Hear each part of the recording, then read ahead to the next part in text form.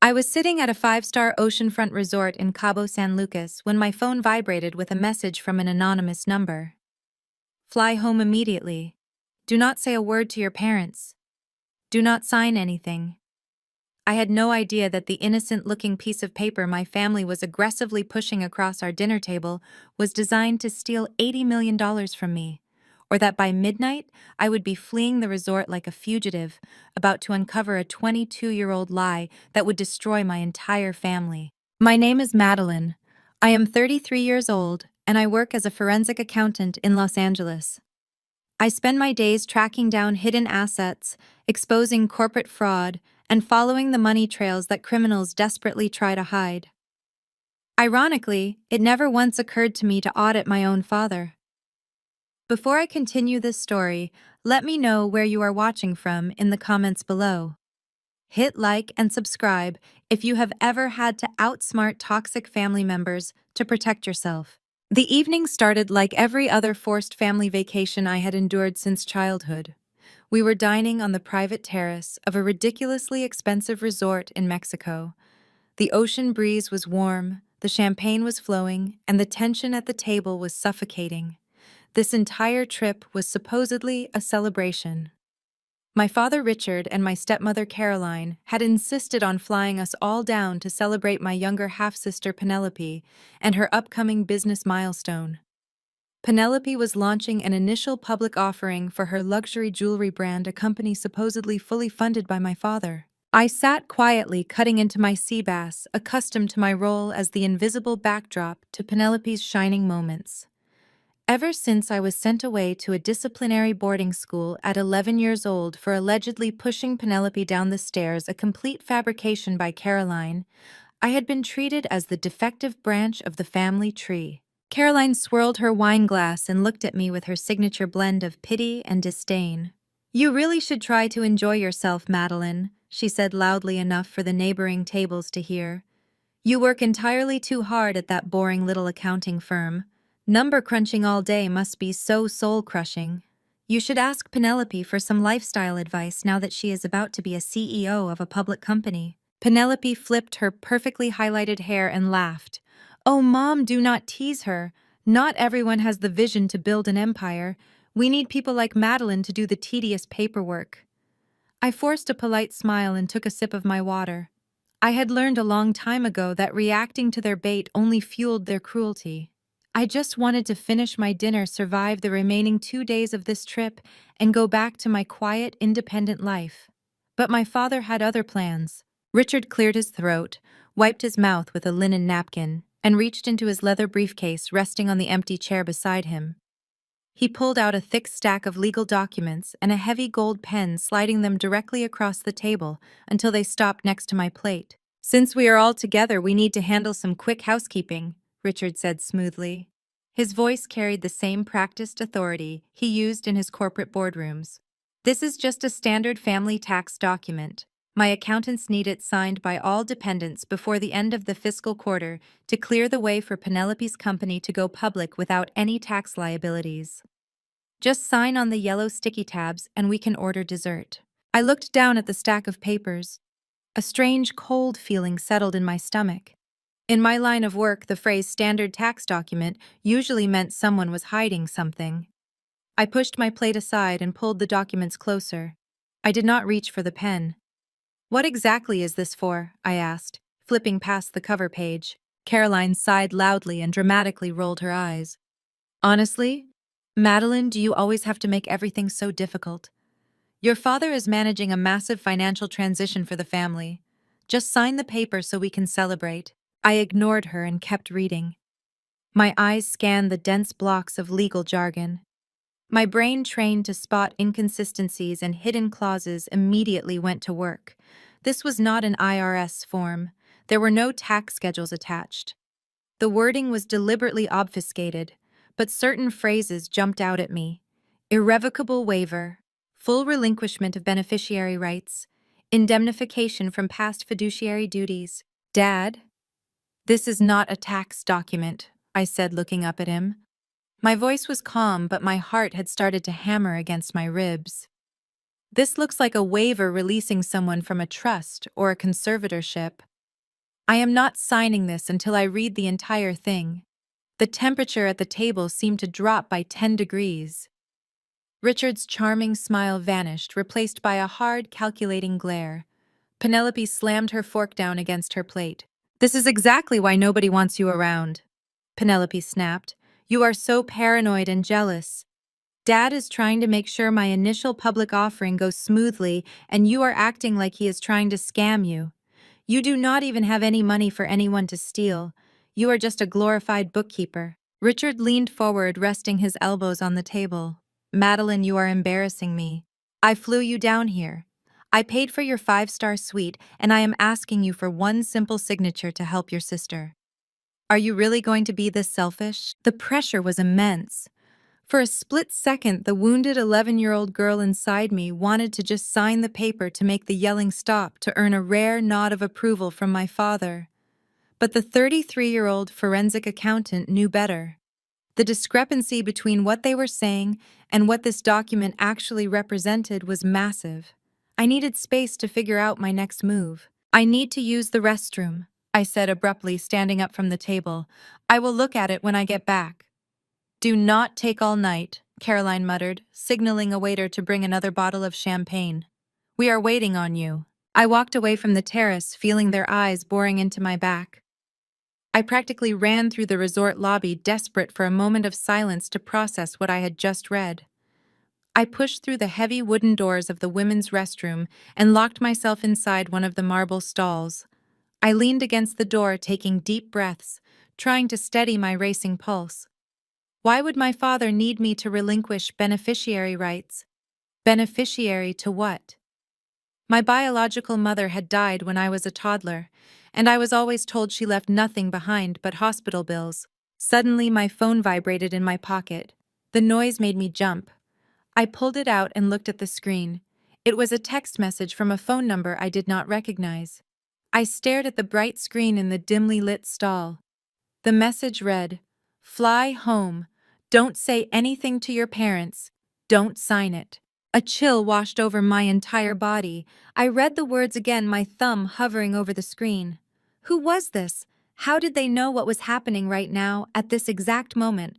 I typed a quick reply asking who they were, but the message failed to deliver. The number was blocked or untraceable. I stood frozen in that resort bathroom, the pieces of a puzzle I did not even know existed rapidly clicking into place. The unexpected luxury vacation, the aggressive push to sign unread documents, the specific legal wording I had spotted. I was being set up. I did not know the full truth yet, but my gut told me that if I went back out to that table and signed that paper, my life would be ruined. I shoved my phone back into my pocket. I was not going back to the table. I was getting out of Cabo tonight. I took one last look in the mirror, splashed cold water on my face, and pushed open the restroom door. My heart hammered against my ribs, but I forced my posture to slump. I needed an exit strategy that could not be argued with. As I stepped into the hallway, I spotted her. Caroline was standing near a decorative fountain about 50 feet away, pretending to admire the architecture, but her eyes were fixed dead on the restroom exit. She had followed me. She was making sure I did not bolt. I immediately clutched my stomach and bent forward, letting out a sharp groan. I stumbled toward the terrace where my father and Penelope were waiting. I made my face contort in manufactured agony. "Dad," I gasped, leaning heavily against an empty chair. "Something is very wrong. I think it was the sea bass. I feel violently ill." Penelope recoiled, pulling her designer dress away from me. "Oh my God, get away from the table! You are going to ruin my night!" Richard stood up, his jaw clenched in frustration. "Madeline, stop being so dramatic. Sit down and sign the paper." I dry heaved loud and convincing. "I cannot. I need to get to my room right now. I'm going to be sick." Before Richard could grab my arm, I turned and practically ran toward the resort lobby. I heard Caroline's heels clicking furiously behind me, but I did not stop. I maintained my hunched, desperate sprint all the way to the elevators, slipping inside and hitting the button for the fourth floor, just as Caroline rounded the corner.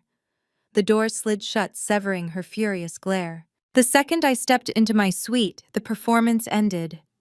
I slammed the heavy wooden door shut, threw the deadbolt, and fastened the security chain. I did not turn on a single light.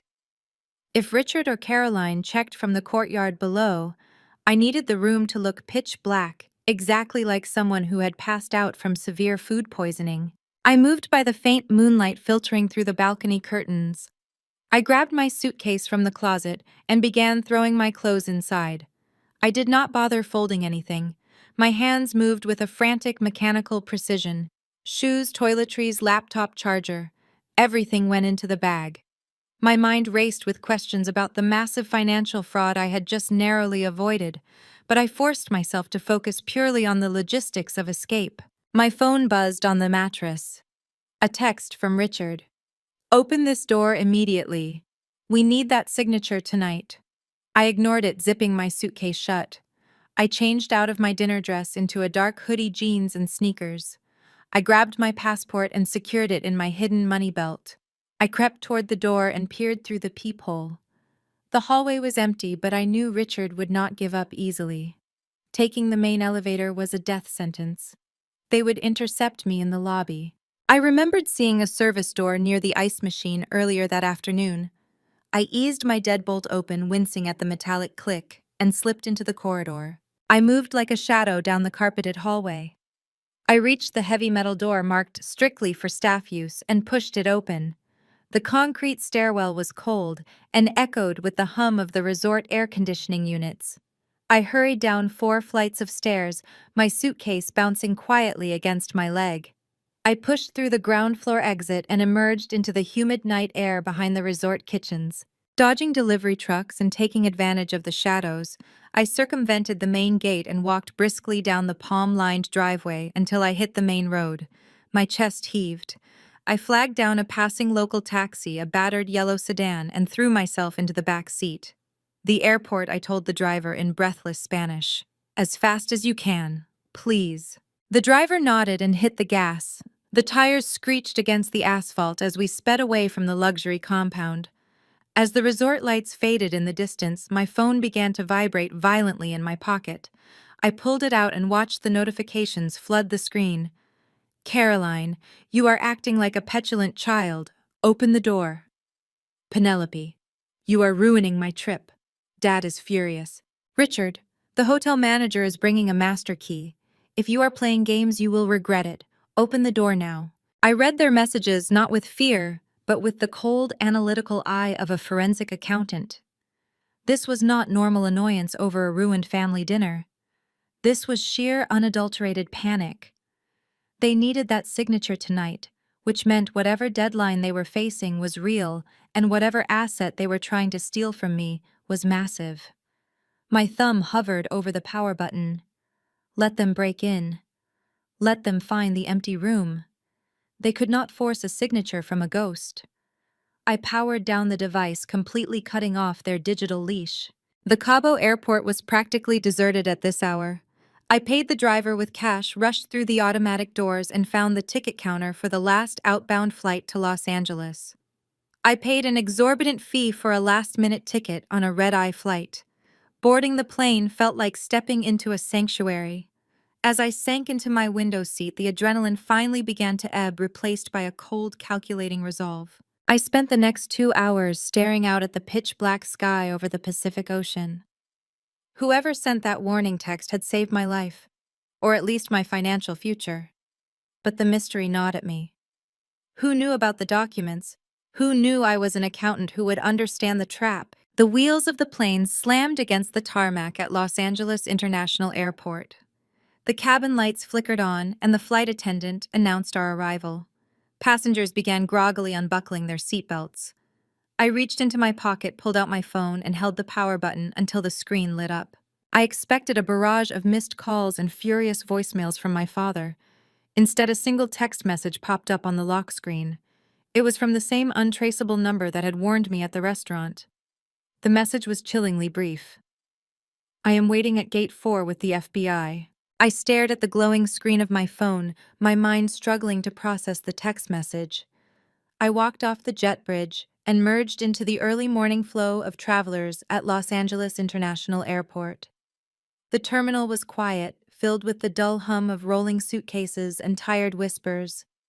My eyes scanned the concourse as I approached Gate 4. Standing near an empty ticketing counter were 3 men. 2 of them wore the kind of nondescript, sharply tailored suits that screamed federal government and high hourly billing rates. But it was the 3rd man who made my steps falter. Standing between them was DeAndre. He was my half-sister Penelope's husband. DeAndre was a brilliant self-made architect, a proud African-American man who had built his own firm from the ground up. I had always wondered how someone so grounded and intelligent ended up marrying into my toxic family. Whenever Richard and Caroline hosted their lavish country club dinners, they loved to parade DeAndre around like a trophy, using his race and his architectural success to project a fake image of diversity and progressive values. Behind closed doors, I knew they subjected him to endless microaggressions and elitist snobbery. DeAndre stepped forward as I approached. The exhaustion in his eyes mirrored my own, but there was a sharp, furious determination in his posture. I sent the text. Madeline, DeAndre said, his voice low and steady. I am done. I am completely done being a prop for a family of racist, elitist frauds. I found something at the house, something that changes everything. And I brought it straight to the people who can burn them to the ground. The man on DeAndre's left opened his jacket just enough to flash a gold badge clipped to his belt, Special Agent Russo, FBI Financial Crimes Division. The older gentleman on the right extended a hand. Arthur Gallagher. I am a trust and estate litigator. We need to speak privately, Madeline. Right now. My forensic accountant instincts flared. You do not bring an estate litigator and an FBI agent to an airport at dawn for a family misunderstanding. I nodded silently. Russo led us away from the public terminal and badged us through a restricted access door, guiding us down a sterile corridor into a private airline VIP lounge that had been secured for our meeting. The room was soundproof and smelled of expensive leather and strong coffee. I sat down on a heavy sofa. DeAndre sat across from me, his jaw clenched tight. Gallagher took the seat adjacent to mine and placed a massive manila folder on the glass coffee table. Madeline Gallagher began, his tone clinically precise. As a forensic accountant, you are accustomed to uncovering paper trails. Today, we are going to look at yours. I need you to brace yourself. Everything you believe about your childhood and your estrangement from your family is a carefully constructed legal fiction. I frowned, crossing my arms. I know who my family is. They hated me. When I was 11 years old, Caroline accused me of pushing Penelope down a flight of stairs. It was a lie, but Richard used it to send me to a disciplinary camp for troubled youth. They kicked me out. Gallagher shook his head slowly. You were not sent away as a punishment, Madeline. You were sent away because your absence and your fabricated behavioral issues were required for a court filing. Richard did not just send you to a camp. He used those false accusations of violence to petition a sympathetic judge to establish a permanent conservatorship over you. He declared you a danger to yourself and others, legally stripping you of your autonomy. My breath caught in my throat. A conservatorship, I asked, my voice barely a whisper. Why? Why would they go through a complex, expensive legal battle to control a child they did not even want around? DeAndre leaned forward, resting his elbows on his knees. Because of the money, Maddie. 2 weeks ago, I was looking for some old architectural blueprints in Penelope's home office. I found a hidden safe behind the drywall. I cracked it. Inside, I found 2 decades worth of shadow ledgers. They have been stealing from you since you were a little girl. Stealing what? I asked, my head spinning. I have nothing.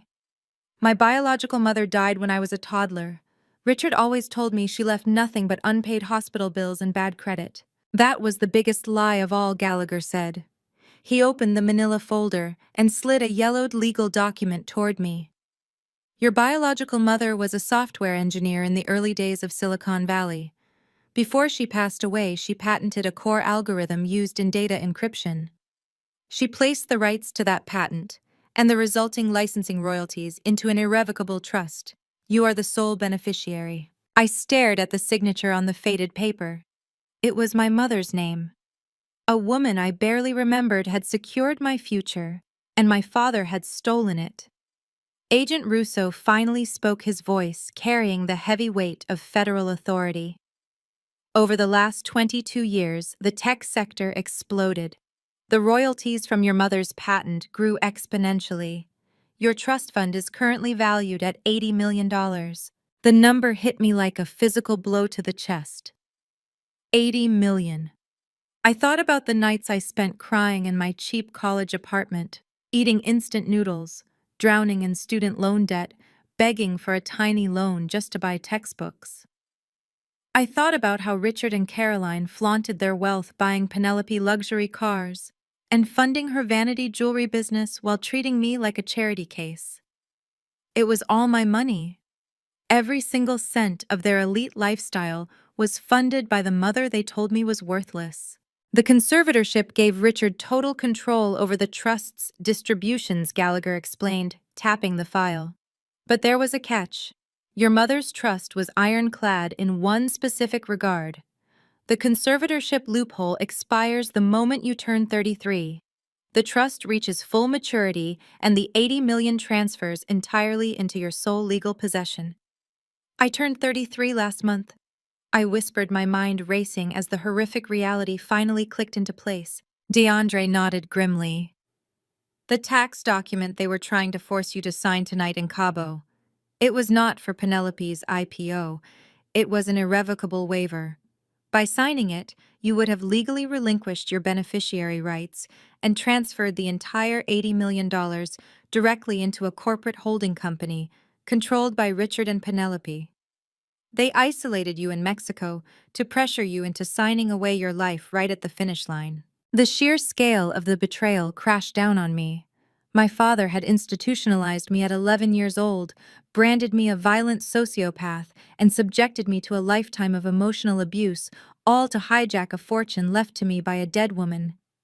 The air in the VIP lounge suddenly felt far too thin. The edges of my vision began to blur into a static gray. I tried to take a breath, but my lungs refused to expand. I heard DeAndre shout my name, his chair scraping violently against the floor as he jumped up. The sound of his voice faded into a high-pitched ringing.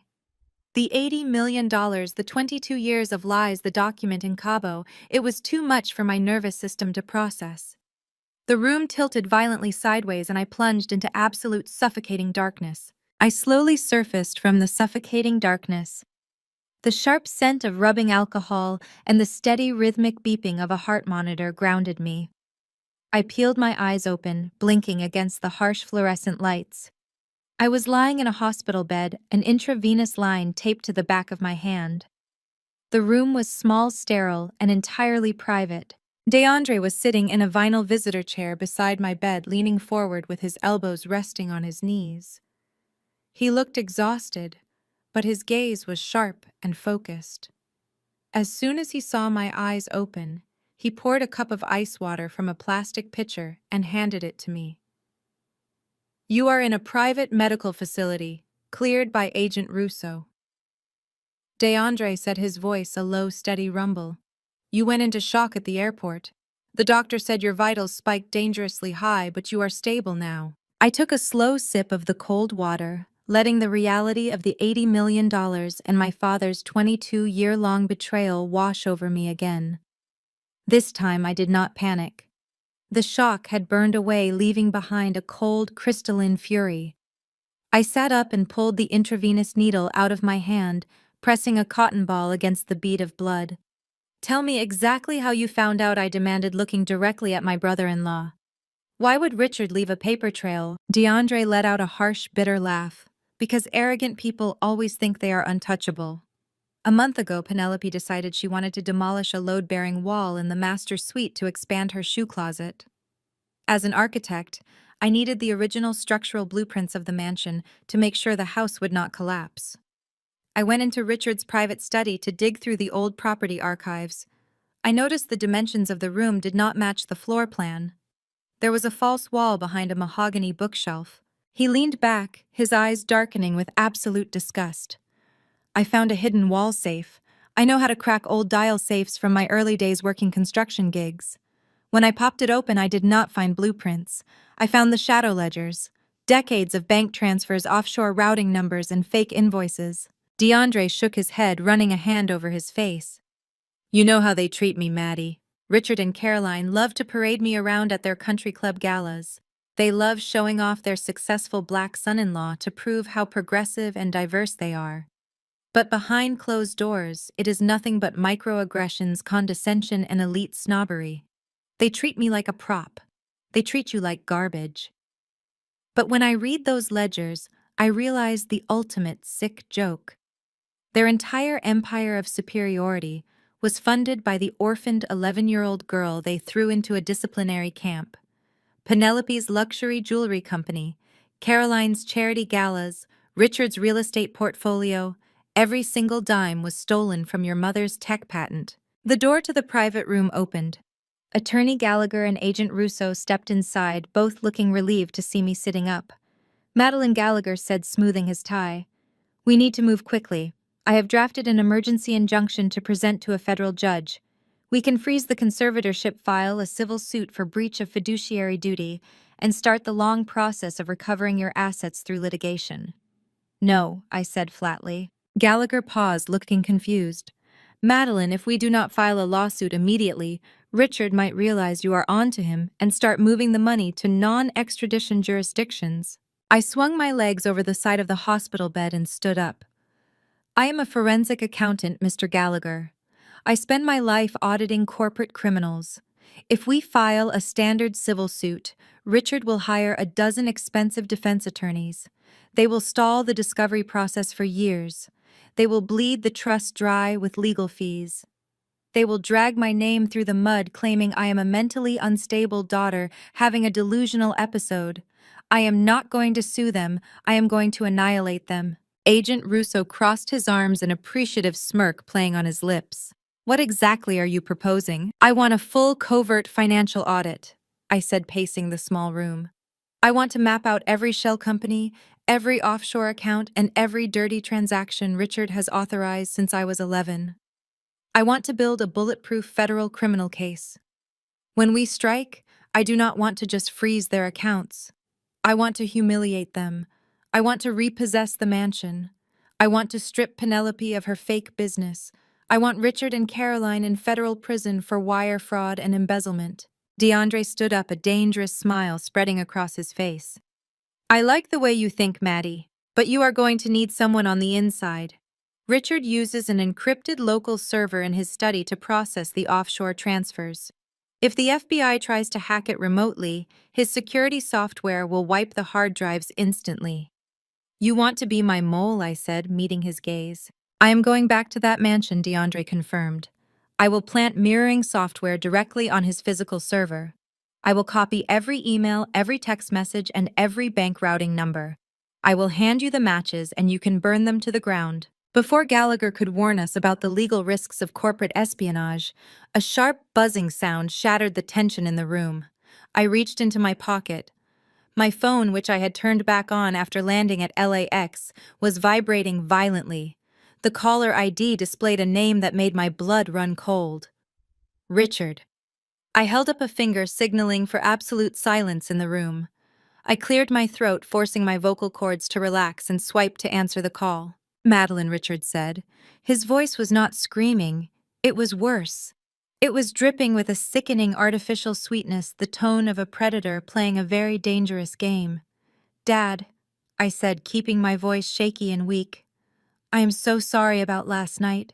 I was so sick from the food I panicked and flew home." "Oh, sweetie, we know," Richard cooed smoothly. "Caroline and I were just so worried about our little girl. We could not possibly stay in Cabo while you were suffering, so we hopped on the company jet right after you left. In fact, we are standing outside your apartment door right now. Open up, Madeline. We came to take care of you." I gripped the phone tighter, forcing a weak, wet cough into my throat before answering. "Dad, I am not inside the apartment. I am at the urgent care clinic 2 blocks away. They just finished giving me an intravenous drip for severe dehydration. I am walking back to the building right now. Give me 10 minutes. I ended the call immediately, not giving him a chance to argue or offer to pick me up. I looked up at the men in the VIP lounge. Special Agent Russo stepped forward and reached into his tailored suit jacket. He pulled out a tiny matte black disc no larger than a shirt button, with a small adhesive strip on the back. "They are going to tear your place apart," Russo said, placing the device in the palm of my hand. "They need your personal identification, your passport, or your official signature stamps to execute whatever fraud they have planned now that the Mexico trap failed. Let them inside, play the broken medicated victim, and plant this audio transmitter on them before they leave." I thanked Gallagher, and Russo exchanged a brief, determined nod with DeAndre and rushed out the back exit of the private terminal. I took a taxi straight to my neighborhood, using the short ride to perfectly craft my disguise. I rigorously scrubbed the makeup off my face until my skin looked raw and pale. I ruffled my hair to make it look unwashed and pulled my dark hoodie tightly around my shaking shoulders. I needed to look like a woman utterly defeated by illness and fear. When I stepped off the elevator on my floor, I saw them immediately. Richard, Caroline, and Penelope were standing in the narrow, dimly lit hallway of my modest apartment building. They looked entirely out of place, draped in luxury designer clothing and radiating impatient entitlement. Penelope was holding her nose loudly, complaining about the smell of the hallway carpet. As soon as Richard spotted me, his rigid, angry posture vanished. He rushed forward, wrapping his arms around me in a suffocating, aggressive embrace. "Madeline, my poor girl," he announced loudly, playing the part of a distressed, loving father for the benefit of any neighbors who might be listening. He practically shoved me toward my front door. "Get your keys out. You need to be in bed immediately." I unlocked the door with deliberately trembling hands. The moment the deadbolt clicked open, they swarmed inside like a tactical strike team. The illusion of parental concern evaporated the second the door shut behind us. I slumped onto my cheap fabric sofa, clutching my stomach and letting out a pathetic groan. Richard did not even offer me a glass of water. He marched straight to my small wooden desk in the corner of the living room and began aggressively yanking the drawers open. "We need to get your insurance information," he claimed, his hands furiously shuffling through my mail bank statements and utility bills. "And your passport. We have to manage the international cancellation fees for the resort on your behalf." As a forensic accountant, watching him work was highly revealing. He was lying. He was hunting for my official identification documents, specifically looking for a clean copy of my signature or my social security card. Caroline completely bypassed the kitchen. She marched straight into my bedroom, and I could hear her tearing through my closet. She loudly claimed she was looking for comfortable pajamas, but the distinct heavy sound of my filing box being snapped open told a different story. They were tearing my private sanctuary apart to find the legal seals required to forge a waiver for an $80 million trust fund. Penelope remained in the living room. She stood in the exact center of the space with her arms crossed, refusing to touch anything, as if my apartment were contaminated. "God, it smells like public transportation in here," she sneered, kicking her luxury heel against the leg of my coffee table. "Is this sofa from a thrift store? I cannot believe you live like this by choice. It is actually pathetic." She pulled out her phone and blatantly took a photo of my small living room, likely to send to her wealthy friends to mock me. I kept my head down, forcing a pathetic whimper. "I am just so tired," I mumbled, leaning my head back against the cushions and closing my eyes. Caroline walked back into the living room, her face tight with frustration. She dropped her massive, heavy designer handbag right onto the coffee table, inches from my knees. "She does not have her primary documents anywhere obvious." Caroline snapped at Richard, completely dropping the concerned mother act. "Can someone please get me some water?" I rasped, letting a fake tear slide down my cheek. "I feel so dizzy." Richard scoffed in disgust, waving a hand at Penelope to go to the kitchen. For exactly 4 seconds, all three of their backs were turned away from me. Penelope was grabbing a plastic cup, Richard was slamming my desk drawer shut in defeat, and Caroline was looking out the window. I slipped the tiny black transmitter from my pocket. My hand moved with lightning speed. I pressed the adhesive back of the bug deep under the thick leather strap hinge of Caroline's handbag.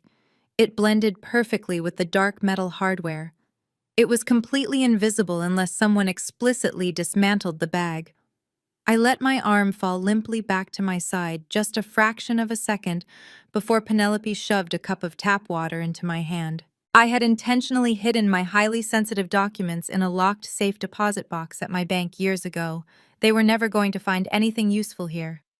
We will let you rest, Madeline. Richard said, his voice turning ice cold now that the search had proven fruitless. You need heavy sleep. Do not answer your phone. Do not talk to anyone. We will handle everything from here. I am so sorry I ruined the family trip, I whispered, closing my eyes and letting my head loll to the side to sell the performance. Caroline snatched her handbag off the coffee table. You always ruin everything, she muttered bitterly. They marched out of my apartment, the heavy front door clicking firmly shut behind them. I sat perfectly still and counted to 10 in my head. When I reached 10, I sat up perfectly straight. The sick, weak demeanor vanished instantly. I walked briskly to my kitchen counter, flipped open my laptop, and launched the encrypted software Russo had provided. A green waveform spiked across the screen. The audio feed was live and crystal clear. I heard the distinct sound of the elevator dinging, followed by the heavy metallic slide of the doors closing. Then Richard's furious, echoing voice filled my kitchen. She hid her documents. It does not matter. Call the dirty notary. We will forge her signature tomorrow. The audio feed crackled as the elevator descended, but the words were crystal clear. Call the dirty notary. We will forge her signature tomorrow. I did not gasp. I did not cry.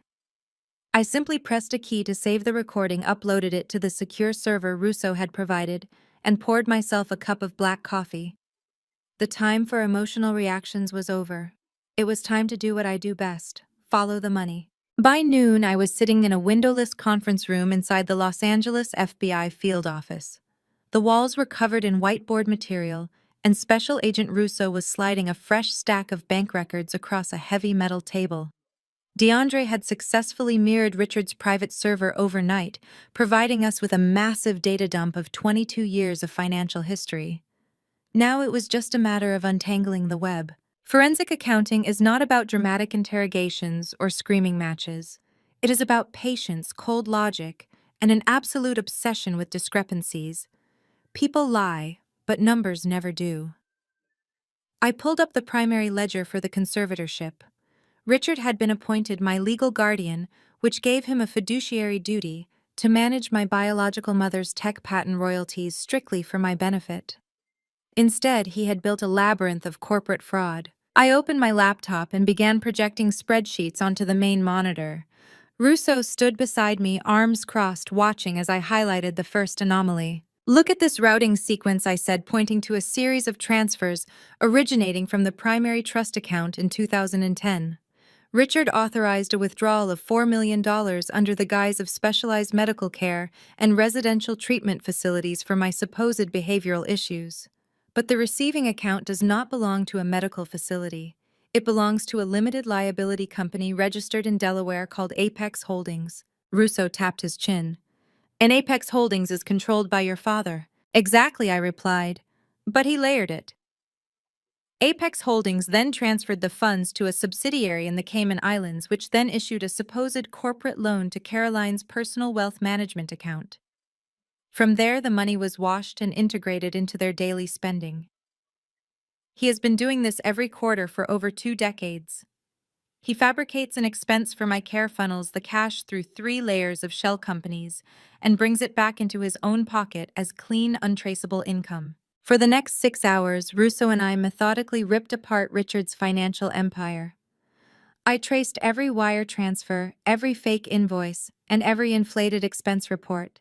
The sheer volume of their theft was breathtaking, but their execution was arrogant and sloppy. They never expected anyone to look this closely. They certainly never expected the discarded daughter to be the one holding the magnifying glass. As the afternoon wore on, I began to map out their physical assets against the stolen funds. The revelations were staggering. I pulled up the property deed for the sprawling mega mansion where Richard and Caroline currently lived, the same house where they had hosted countless high society galas. The down payment for the estate was wired directly from a dummy corporation funded entirely by my mother's patent royalties, I explained, circling the transaction dates. The monthly mortgage payments are drawn from a trust account Richard set up using my social security number. Legally, that house does not belong to him. It belongs to me. Russo let out a low whistle. What about the vehicles? I ran the vehicle identification numbers through the California Department of Motor Vehicles database and cross-referenced them with the Shell Company ledgers. I found the purchase agreements for Penelope's fleet of luxury cars. 3 Porsches and a vintage Mercedes. Every single one was purchased through a corporate lease program funded by Apex Holdings. I own the cars she drives. I own the insurance policies on them. But the most satisfying discovery was yet to come. I opened the financial disclosures for Penelope's luxury jewelry brand, the company she was desperately trying to take public with her upcoming initial public offering.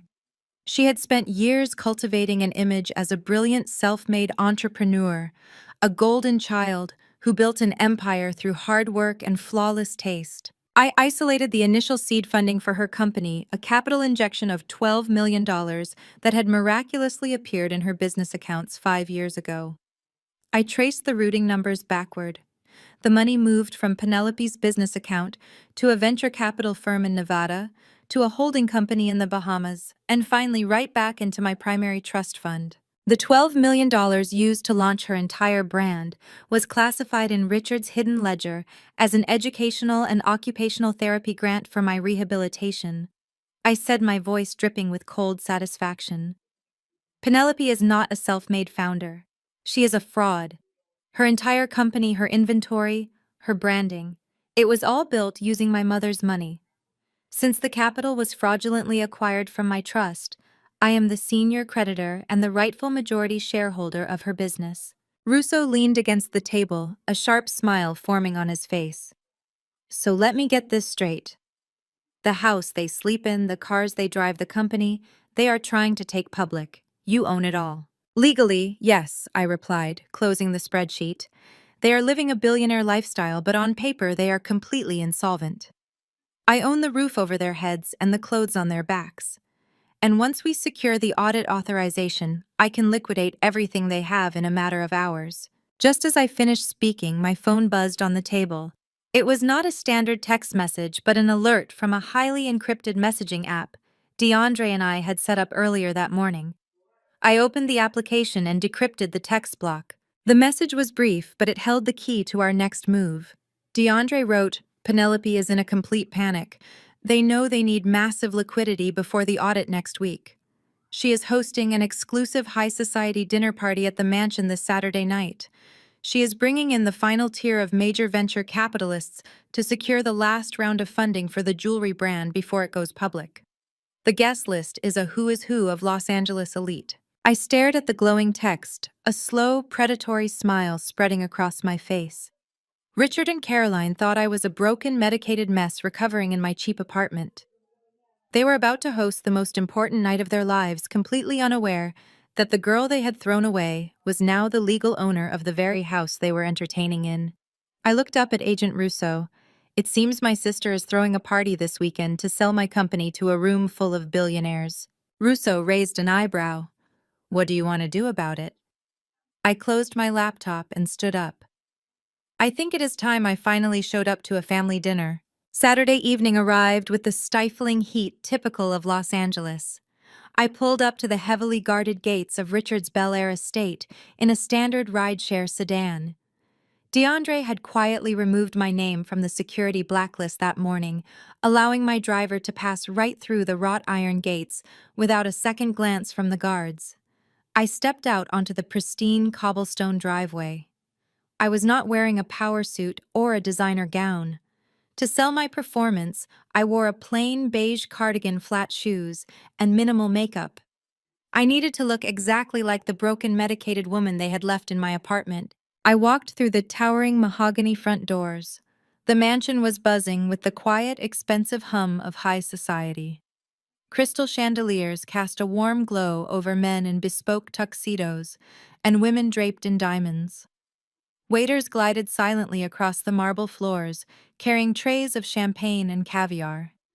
In the center of the grand dining room stood Penelope, radiant in a custom emerald gown, laughing brightly as she entertained a circle of older, distinguished men. These were the venture capitalists.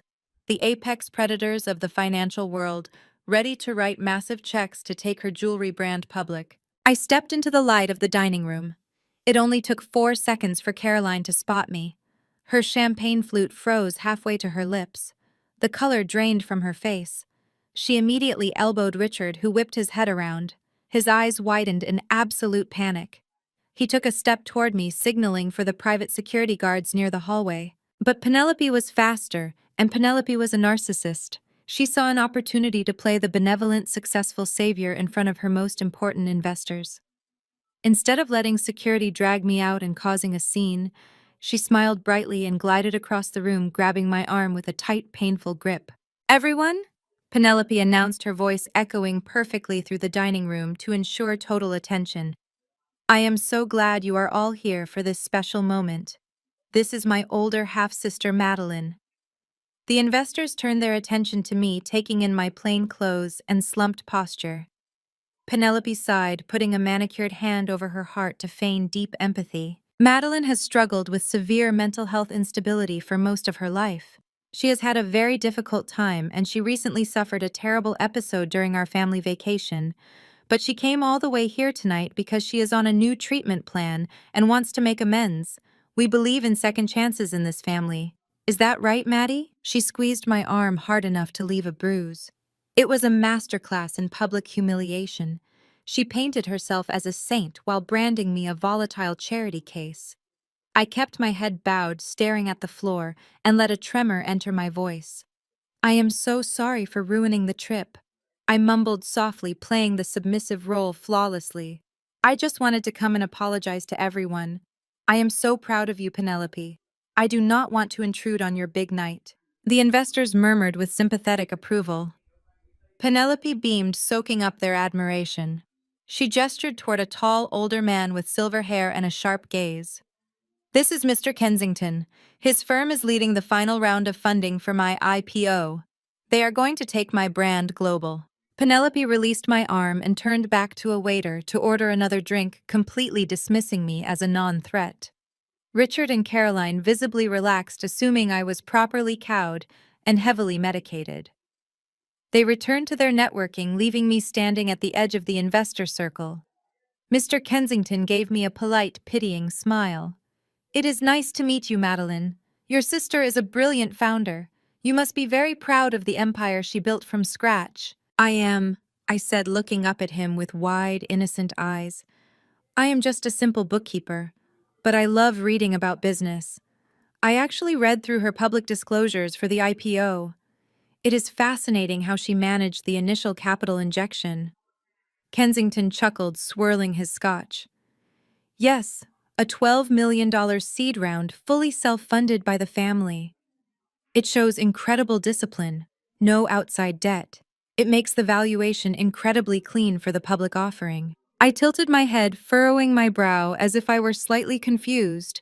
"Oh, is it clean? I thought there might be a small issue with the SEC compliance regarding the asset backing. But again, I just do basic accounting. I am sure you guys already caught it during the due diligence phase." Kensington stopped swirling his scotch. His smile faded just a fraction. "Caught what exactly?" I took a slow sip from a glass of water a passing waiter had handed me. "Well, I noticed that the $12 million originated from a holding company in the Bahamas, which is perfectly normal. But the routing sequence shows the funds were actually classified as a medical and educational trust disbursement, not a corporate investment loan.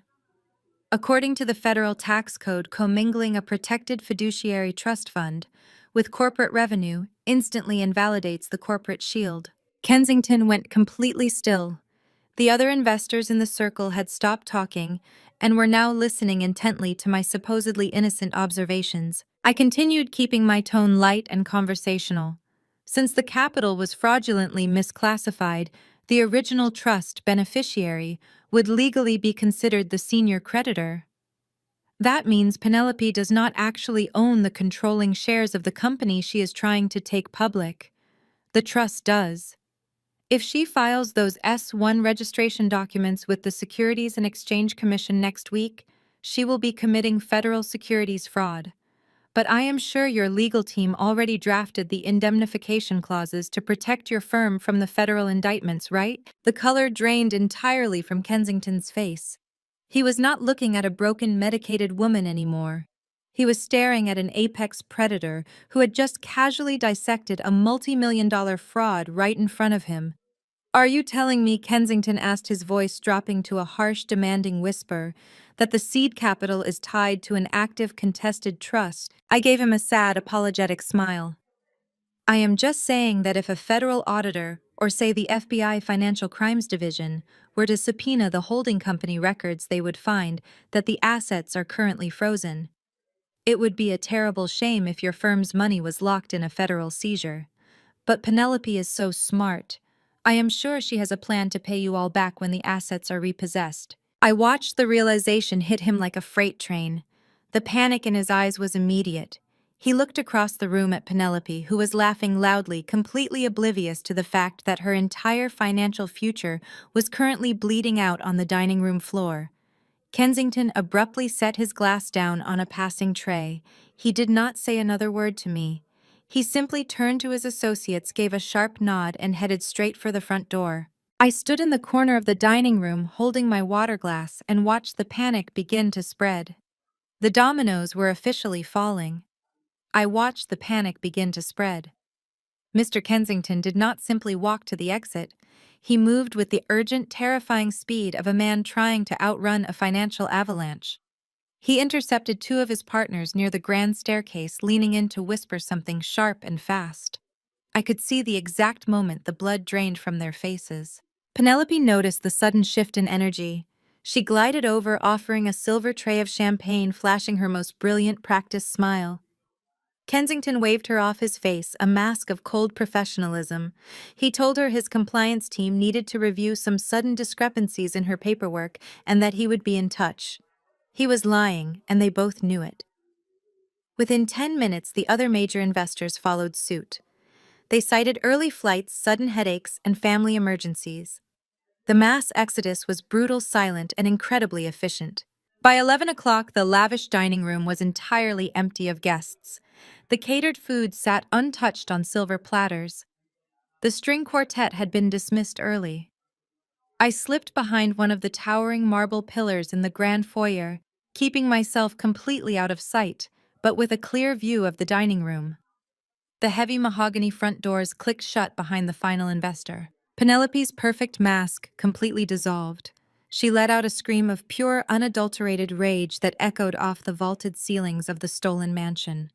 She grabbed a heavy crystal centerpiece filled with white orchids and hurled it blindly across the room. It shattered against a mahogany credenza, sending jagged glass and water exploding across the pristine hardwood floor. Caroline rushed forward, holding out her hands, trying to soothe her golden child, but Penelope violently shoved her own mother away. Penelope then turned her terrifying fury toward DeAndre. He was standing calmly near the bar, watching her meltdown with absolutely zero emotion. She marched up to him, her face twisted into an ugly, unrecognizable snarl. She screamed that this was entirely his fault. She accused him of being incompetent, of telling the security guards to let me through the gates, of deliberately trying to sabotage her success because he was jealous of her wealth and status. She mocked his background, sneering that he could never understand the pressure of building a real empire. DeAndre did not raise his voice. He did not flinch. He simply stood his ground and told her that she needed to calm down before she broke something she could not afford to replace. That was the wrong thing to say. Penelope grabbed a half-full wine glass from the table and launched it directly at his head. DeAndre tilted his neck just in time. The heavy crystal smashed against the wall right behind him, showering his broad shoulders with expensive red wine and shards of glass. What Penelope did not know was that DeAndre was wearing a high-resolution microcamera built directly into his designer tie clip. Every unhinged scream, every shattered glass, and every vicious elitist insult was currently streaming straight to the secure federal server Agent Russo had set up for us. Penelope paced the dining room like a caged animal, her custom emerald gown stained with dark wine.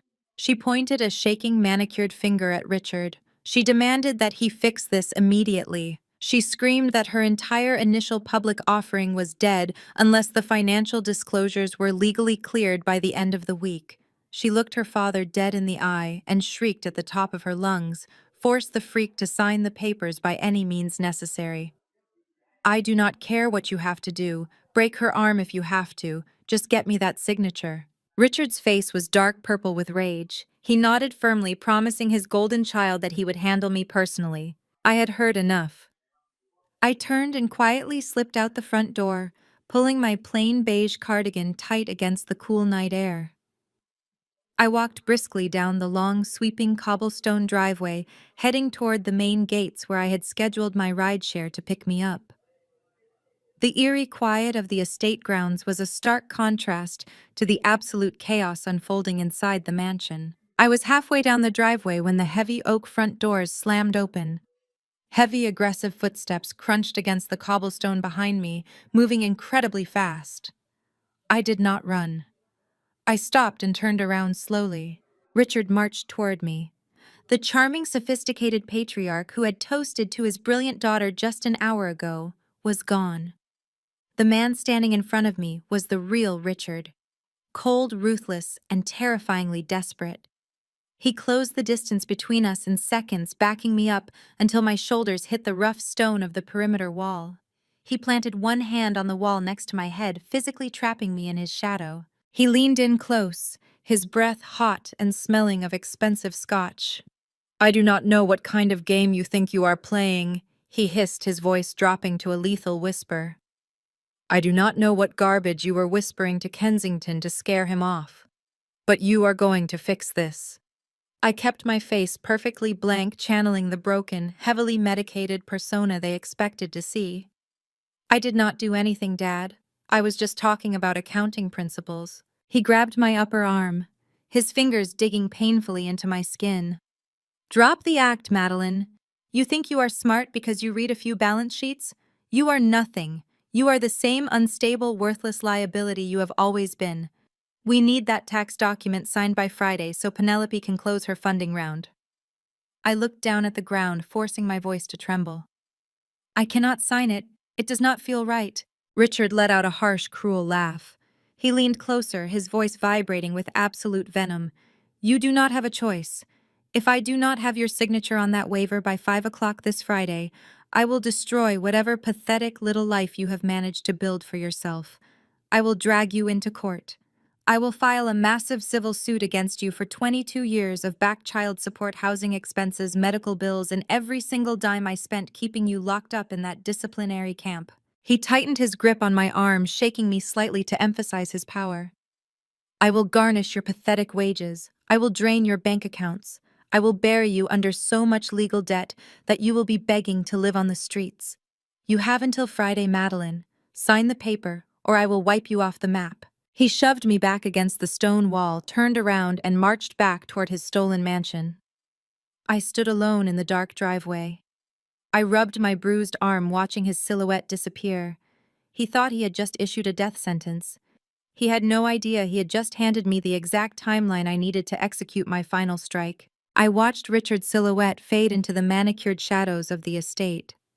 Friday at 5 o'clock. He thought he had given me an ultimatum, but he had actually handed me a detonation timer. I smoothed my plain beige cardigan, walked out the iron gates, and slipped into the back of my waiting rideshare. I did not go back to my apartment.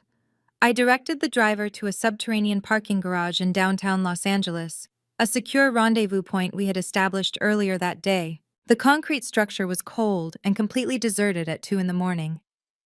A black SUV idled in the far corner of the lowest sublevel. As I approached, the headlights flashed once. DeAndre stepped out of the driver's side. He had changed out of his wine-stained tuxedo into dark jeans and a plain jacket. His face was a mask of pure exhaustion, but his eyes burned with a sharp, unrelenting focus. He reached into his pocket and pulled out a heavy, encrypted solid-state drive. He handed it to me. The metal casing felt freezing against my palm. "Everything is on here," DeAndre said, his voice echoing slightly against the concrete pillars. I pulled the physical backup from Richard's hidden server right after the catering staff cleared out. The entire financial history, the offshore accounts, the email archives. It is a complete digital footprint. I thanked him, sliding the drive securely into my bag. I quickly relayed the ultimatum Richard had delivered in the driveway. DeAndre just shook his head, utterly disgusted by the sheer arrogance of a man who thought he could still control the narrative through brute force and intimidation. We needed to know exactly how deep the corruption ran before Friday arrived. We drove together to the local FBI field office where Agent Russo was already brewing a fresh pot of coffee waiting for the data drop. The windowless conference room felt like a military bunker. I connected the drive to Russo's isolated federal terminal. It took the decryption software less than 20 minutes to bypass Richard's rudimentary security protocols. A massive directory of folders populated the screen. I bypassed the offshore routing numbers we had already mapped out and dove straight into the legal communications. I needed to understand the exact mechanics of the conservatorship. How had Richard managed to keep me legally bound as an incapacitated dependent for 22 years without a single mandatory court hearing, psychiatric evaluation, or wellness check? The answer was buried in an encrypted email folder labeled Judicial Maintenance. I opened the digital correspondence. The emails were exchanged between Richard and the family's high-powered estate attorney, a man named Donovan. I read the messages aloud as Russo and DeAndre listened. Donovan was not just navigating legal loopholes. He was actively orchestrating a massive multi-million-dollar bribery scheme. Every 3 years, when the conservatorship required a judicial review to remain active, Donovan would file fabricated psychological evaluations claiming I was a violent danger to myself and completely unfit to manage my own affairs. But fabricated medical records are never enough to bypass a physical court appearance. They needed a judge who would rubber stamp the paperwork without asking questions. I pulled up the bank transfer logs attached to Donovan's emails. They showed a consistent recurring payment of $50,000 routed to a shell company in Nevada. Russo ran the corporate entity through the federal database. The holding company belonged to the brother-in-law of the presiding family court judge who had overseen my conservatorship case for 2 decades. The justice system was not just broken, it was bought and paid for. Richard and Donovan were paying off a corrupt judge to keep me legally shackled and entirely invisible to the outside world. But something about the routing numbers for the most recent bribe payment caught DeAndre's attention. He stepped closer to the glowing monitor, his brow furrowed in deep concentration. He asked me to pull up the origin account for a specific $50,000 wire transfer dated just 3 months ago. I traced the transaction backward. It did not originate from Richard's primary trust account or Caroline's offshore holdings. The funds had been transferred directly from a domestic high-yield savings account registered under Penelope's name. DeAndre pulled his phone from his pocket. His hands were suddenly shaking. He opened his banking application and pulled up his personal family portfolio. He compared the account number on my screen to the numbers on his phone. The color drained completely from his face. The silence in the conference room became absolute and suffocating. "What is it?" I asked gently, recognizing the physical symptoms of a profound life-altering betrayal. DeAndre stared at the screen, his voice dropping to a harsh, gravelly whisper. "It is the college fund. It is my son's educational savings plan." Russo and I exchanged a stunned look. Penelope had not just funded a federal crime, she had stolen from her own child to do it. DeAndre explained that he had set up that specific high-yield account the week their boy was born.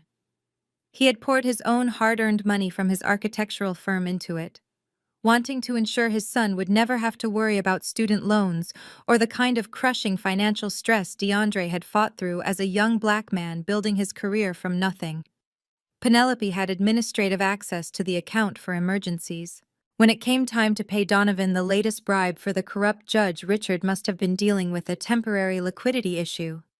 Instead of waiting or liquidating an asset, Penelope drained her own son's educational future to pay off a dirty lawyer and keep her luxurious lifestyle afloat. She sacrificed her child's security just to keep my money locked away and her fake jewelry empire running. I watched something fundamental break behind DeAndre's eyes. The last lingering shred of loyalty he might have felt toward the mother of his child evaporated into thin air. He was a proud, dedicated father who had built his life on integrity and hard work. And he had just discovered that the woman he married was not merely an elitist snob, but a ruthless criminal who would cannibalize her own offspring without a second thought. DeAndre slowly put his phone back into his pocket. He stood up from the conference table. The heavy exhaustion that had weighed him down all night was completely gone, replaced by a terrifying cold-blooded clarity. He looked at me, his expression harder than carved stone. "Burn them all to the ground, Madeline," DeAndre said, his voice vibrating with absolute unyielding rage. "Give me the signal and I will pull the pin." I nodded at DeAndre, the silent pact sealed in the harsh fluorescent light of the federal building. There was no going back. We had our inside man, we had the federal backing, and we had the motivation of absolute vengeance. But to execute the final kill shot, I needed to play my part perfectly. I needed to become the terrified prey my father expected me to be. I waited until exactly 9 o'clock the next morning to make the call. I wanted to catch Richard right as he sat down in his home office, feeling powerful and in control. Before dialing, I drank 2 cups of strong black coffee on an empty stomach to make my hands physically shake. I paced the small windowless interrogation room, forcing my breathing to become shallow and erratic. I thought about the sheer cruelty of Penelope stealing her own son's college fund. I channeled that disgust into raw, panicked energy. I hit the call button. Richard answered on the second ring. He did not say hello. He simply said my name, his voice dripping with condescension.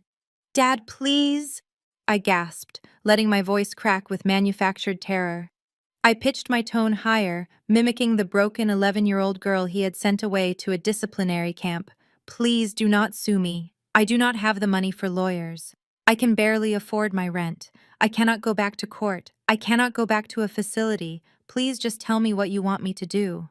The sound of Richard's dark, rumbling laughter through the phone speaker made my skin crawl. It was a masterclass in smug, predatory satisfaction. He loved hearing me beg. He loved the illusion of total control. He played the stern but benevolent dictator perfectly, lecturing me about how my rebellion was always destined to fail. "You brought this on yourself, Madeline." Richard stated, his tone chillingly casual. "Your independence is a delusion. It always has been. Your compliance is the only thing standing between you and utter financial ruin. If you want to avoid a lawsuit that will garnish your pathetic wages for the rest of your natural life, you will do exactly as I say. You will be at Donovan's private notary office in downtown Los Angeles this Friday at exactly 4 o'clock. You will sit down, you will shut your mouth, and you will sign the tax waiver. Do we have an understanding?" I forced a wet, pathetic sob into the receiver. "Yes. Yes, Dad. I promise. I will be there. I will not cause any more trouble." When the call disconnected, my tears instantly vanished. My heart rate slowed to a calm, steady rhythm. I wiped my dry eyes and looked up at the two-way mirror in the interrogation room. The bait was set. He had swallowed it whole. On Wednesday afternoon, I sat in the polished mahogany-paneled conference room of Arthur Gallagher's high-end law firm. The chaotic, adrenaline-fueled energy of the FBI field office was replaced by the surgical, quiet precision of elite corporate litigation. Special Agent Russo leaned against the glass wall, arms crossed, while Gallagher spread a series of highly classified legal documents across the sprawling conference table. We were not going to file an emergency injunction to stop the Friday signing. That was the predictable move, the move a standard lawyer would make. If we tipped our hand now, Richard would immediately recognize the threat. He would trigger emergency financial protocols, shifting the stolen $80 million into untouchable, non-extradition cryptocurrency accounts before the federal courts could even process our paperwork. We needed him to believe he had won. We needed him comfortable, arrogant, and completely exposed. "We are going to hijack the signing," Gallagher explained, his voice low and deadly. "I have obtained a blank copy of the exact waiver Donovan plans to use on Friday. We have entirely reverse-engineered the formatting, the typography, the margins, the legal letterhead, the barcode placement at the footer. Visually, it is a flawless match to their fraudulent document. But the text itself is entirely different. I looked down at the heavy stock paper Gallagher slid toward me. It was not a relinquishment of beneficiary rights. It was a full audit authorization.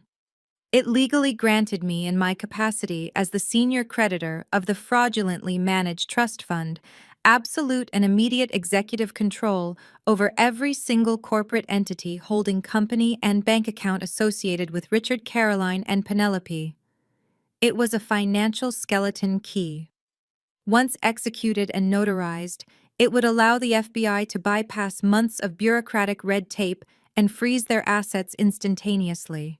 But how do I swap them right in front of him? I asked, leaning over the table to study the counterfeit document. Richard will be watching me like a hawk. Caroline will probably be hovering right over my shoulder to make sure I do not try to run again.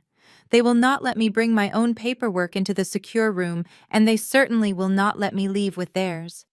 The moment I put pen to paper on their waiver, I legally forfeit the $80 million. Gallagher leaned back in his plush leather chair and smiled. It was a terrifying, brilliant smile, the kind of smile that won multi-million-dollar verdicts. He reached into his suit jacket and pulled out a sleek black velvet jewelry box. He set it gently on the table and turned it toward me. Inside rested a heavy, expensive-looking fountain pen. It was classic, elegant, and completely unassuming. "You are going to sign their document," Madeline Gallagher said softly. "You are going to sit at that conference table, you are going to cry, and you are going to sign exactly where they tell you to sign. And then, using a distraction we have coordinated with DeAndre, you are going to slip our document into the finalized stack." I picked up the pen, testing its weight in my hand. It felt perfectly normal, balanced and heavy. How does this help me if I actually sign their fraudulent waiver? If I sign their paper, the trust fund is legally transferred to their holding company. Gallagher's smile widened, his eyes gleaming with predatory anticipation. Because we had this pen custom engineered by a federal laboratory, it is filled with a highly specialized disappearing thermal ink. You will sign their waiver, and the signature will look absolutely flawless to the naked eye. The notary will stamp it, and Richard will put it in his briefcase. But after exactly 24 hours, the chemical compounds in the ink react to room temperature air. The ink completely vaporizes without leaving a single trace on the paper. I stared at the pen, the sheer brilliance of the trap taking my breath away. "You will leave them holding a blank, worthless piece of paper," Gallagher concluded, leaning forward. "But the document we are swapping in the audit authorization that gives you the keys to their entire empire, that document will be signed with permanent ink. You are going to walk into that room as a hostage Madeline, and you are going to walk out owning their entire world." Friday arrived with the suffocating heat typical of downtown Los Angeles. At exactly 10 minutes to 4, I stepped off the elevator onto the 42nd floor. The law firm exuded intimidation. Dark mahogany panels, frosted glass walls, and the hushed, sterile quiet of extreme wealth. I adjusted my oversized beige cardigan, letting my shoulders slump forward. I forced my breathing to become shallow and ragged. The custom velvet box pen rested heavily in my right pocket alongside a standard permanent pen and the folded full audit authorization Gallagher had prepared. I walked into the coroner conference room. The atmosphere was immediately toxic. Richard sat at the head of the massive granite table, looking like a king about to witness an execution. Caroline was seated to his right, casually inspecting her flawless manicure, as if my financial ruin was merely a minor inconvenience in her afternoon schedule. Penelope sat across from them, aggressively tapping her phone screen, visibly annoyed that she had to be present at all. At the far end of the table sat Donovan, the corrupt attorney. He had a stack of legal documents arranged in a neat, deadly pile. "You are late," Richard stated. His voice bounced off the glass walls, cold and authoritative. "Sit down. Let us get this over with." I pulled out a chair, my hands visibly trembling. I did not need to fake the physical reaction. The adrenaline coursing through my veins was real. The sheer audacity of these people sitting in a multi-million-dollar office preparing to steal an $80 million trust fund from the daughter they had institutionalized was enough to make anyone shake. Donovan slid the thick stack of papers across the granite table. The fraudulent waiver sat right on top. It was formatted beautifully filled with dense, impenetrable legal jargon designed to completely erase my beneficiary rights. Sign on the yellow tabs. Donovan instructed, his tone bored and mechanical. I will notarize the final page and you can leave. I stared at the document. I let a wet, ragged sob escape my throat. Dad, please, I begged, looking up at Richard with wide, terrified eyes. Please, do not make me do this. I will not cause any trouble. I just want to go back to my apartment. Please. Caroline rolled her eyes dramatically. Oh, for heaven's sake, Madeline. Stop acting like a child. You brought this entirely on yourself. Just sign the paper so we can go to dinner. Penelope let out a harsh scoff, not even looking up from her phone. Honestly, it is pathetic. You always were a complete liability. Hurry up and sign it. I have a dress fitting at 5. Richard leaned forward, placing his elbows on the table. His eyes were devoid of any paternal warmth. They were the eyes of a shark smelling blood in the water. We had a deal, Madeline. You sign the waiver and I do not bury you in civil litigation. Pick up the pen. I reached out with a violently shaking hand. But instead of taking the pen Donovan offered, I reached for the tall glass of ice water sitting near the center of the table. My fingers slipped against the condensation. I let out a sharp gasp as the heavy glass tipped over. The execution was flawless. A tidal wave of ice water flooded across the polished granite table, surging directly toward Caroline's lap and Penelope's designer handbag. Chaos erupted instantly. Caroline shrieked violently, pushing her chair back so hard it crashed against the wall. Penelope screamed frantically, grabbing her phone and her bag to save them from the encroaching puddle. Donovan jumped out of his seat, shouting in frustration, and turned his back to the table to grab a stack of paper towels from the sideboard. Richard stood up, slamming his fist on the table, yelling at me for being a clumsy, incompetent fool. I had exactly 5 seconds of total unobserved chaos. My hands stopped shaking. I moved with the surgical precision of a trained professional. I pulled the custom disappearing ink pen from my right pocket and slashed my signature across their fraudulent waiver in 3 distinct places. Then, using my left hand, I pulled Gallagher's visually identical full audit authorization from my hidden inner pocket. I slapped it down onto Donovan's official notary pad directly over a decoy signature page. I swapped my permanent pen into my right hand and signed the audit authorization in bold, permanent black ink. Donovan spun back around with a wad of paper towels, frantically wiping the granite table. In his haste and irritation, he did not even look at the documents. He just grabbed his heavy brass notary stamp, pressed it hard against the signature line of the full audit authorization, and tossed it toward my side of the table to save it from the water. I smoothly slid the legally notarized audit authorization back into my hidden jacket pocket. I left the fraudulent waiver signed with the vanishing ink sitting safely on the dry edge of the table. "Look what you did, you idiot," Penelope shrieked, dabbing frantically at the hem of her skirt. "You cannot even drink a glass of water without ruining everything." I shrank back into my chair, bursting into fresh hysterical tears. "I am sorry. I am so sorry." My hands were shaking. "I already signed it. It is done." I pointed a trembling finger at the waiver. Richard snatched the document off the table. He did not care about the spilled water. He did not care about my tears. He flipped straight to the final page, verifying my signature on the yellow tab. A slow, terrifyingly cruel smile spread across his face. He looked down at me, holding the piece of paper that he believed had just secured him $80 million. He laughed, a deep, resonant sound of pure victory. "You always were a gullible loser, Madeline.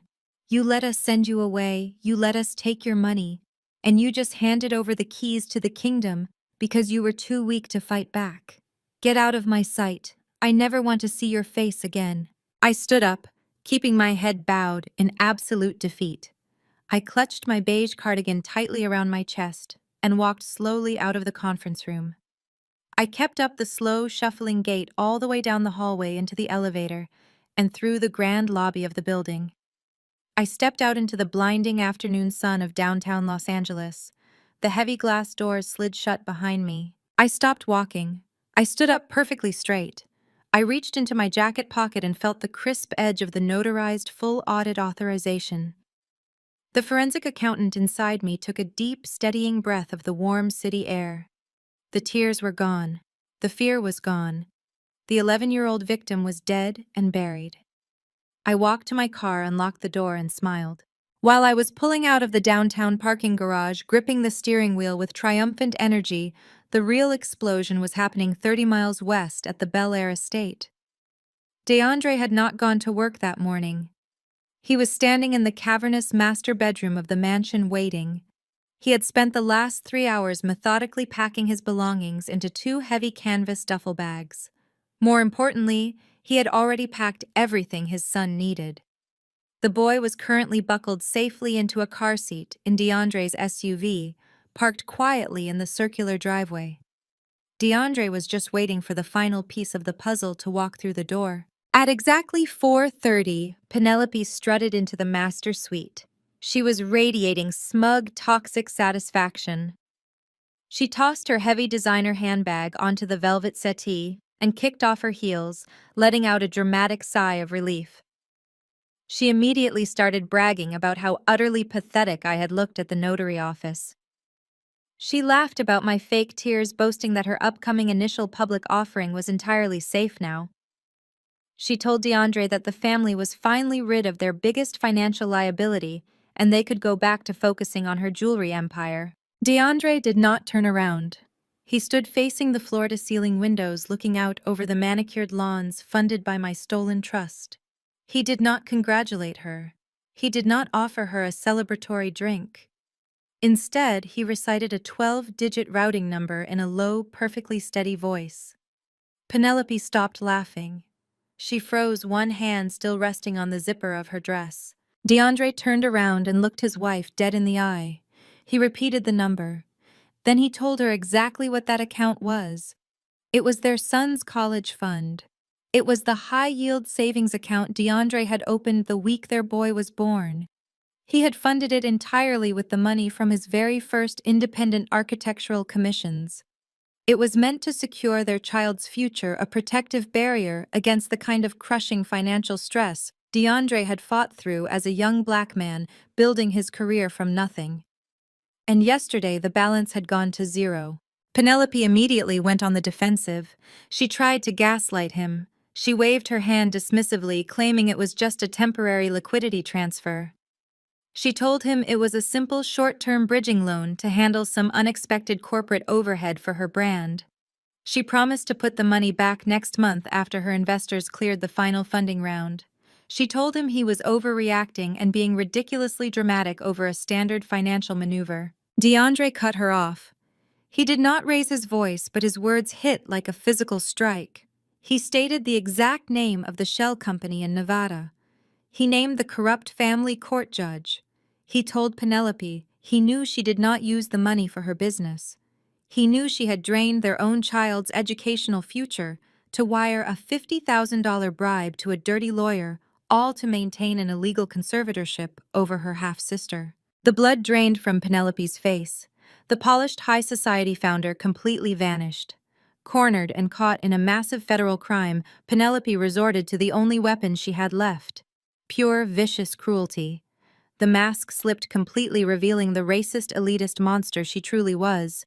She lashed out, her voice rising to a shrill, terrifying scream. She mocked his working-class background.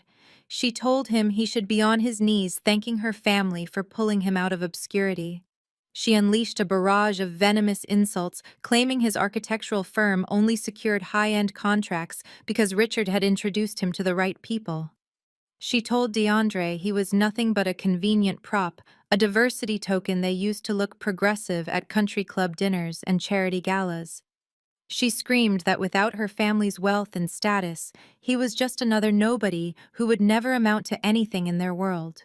She justified stealing the money, claiming her family's empire was the only thing that mattered, and that their son would inherit millions anyway, making his little savings account completely irrelevant. DeAndre absorbed the horrific tirade without flinching. He did not scream back. He did not throw anything. He looked at the woman he once loved with absolute chilling pity. The realization that he had married a predator who would cannibalize her own child to maintain a facade of superiority severed whatever lingering attachment he had left. He picked up his 2 duffel bags from behind the bedroom door and hoisted them onto his shoulders. Penelope let out a cruel, mocking laugh. "Where do you think you are going?" she sneered, crossing her arms. "You cannot leave me. If you walk out that door, my father's lawyers will obliterate you. I will drag you through family court until you are bankrupt. I will take full custody of our son, and I will make sure you never see him again. You do not have the money or the power to fight my family. You will lose everything." DeAndre stopped in the doorway. He turned his head and looked back at her. He did not argue. He did not defend himself. He simply smiled. It was a cold, terrifying smile, the smile of a man who knew the entire building was rigged with explosives, and he was the only one holding the detonator. That smile made Penelope's arrogant sneer falter. For the first time in her life, she looked genuinely uncertain. DeAndre turned his back on her and walked down the grand sweeping staircase. He walked out the heavy mahogany front doors, stepping into the bright California sun. He loaded his bags into the back of his SUV, checking the rearview mirror to make sure his son was happily playing with a toy in his car seat. DeAndre climbed into the driver's seat, started the engine, and drove through the massive wrought iron gates of the estate for the very last time. As he merged onto the highway, putting miles between himself and that toxic nightmare, he pulled his phone from his jacket pocket. He opened our encrypted messaging application. He did not type a long, emotional paragraph. He sent exactly 3 sentences. "The servers are hacked. The financial firewall is down. Execute the order." I stared at the message glowing on my encrypted screen. "The servers are hacked. The financial firewall is down. Execute the order." I looked up from my phone and met Agent Russo's gaze across the polished conference table. I gave him a single definitive nod. "Do it." Russo picked up his secure federal phone and dialed a direct line to the FBI Financial Crimes Division headquarters. He did not ask for permission. He read off the alphanumeric authorization code stamped at the bottom of the full audit authorization I had just signed in permanent ink.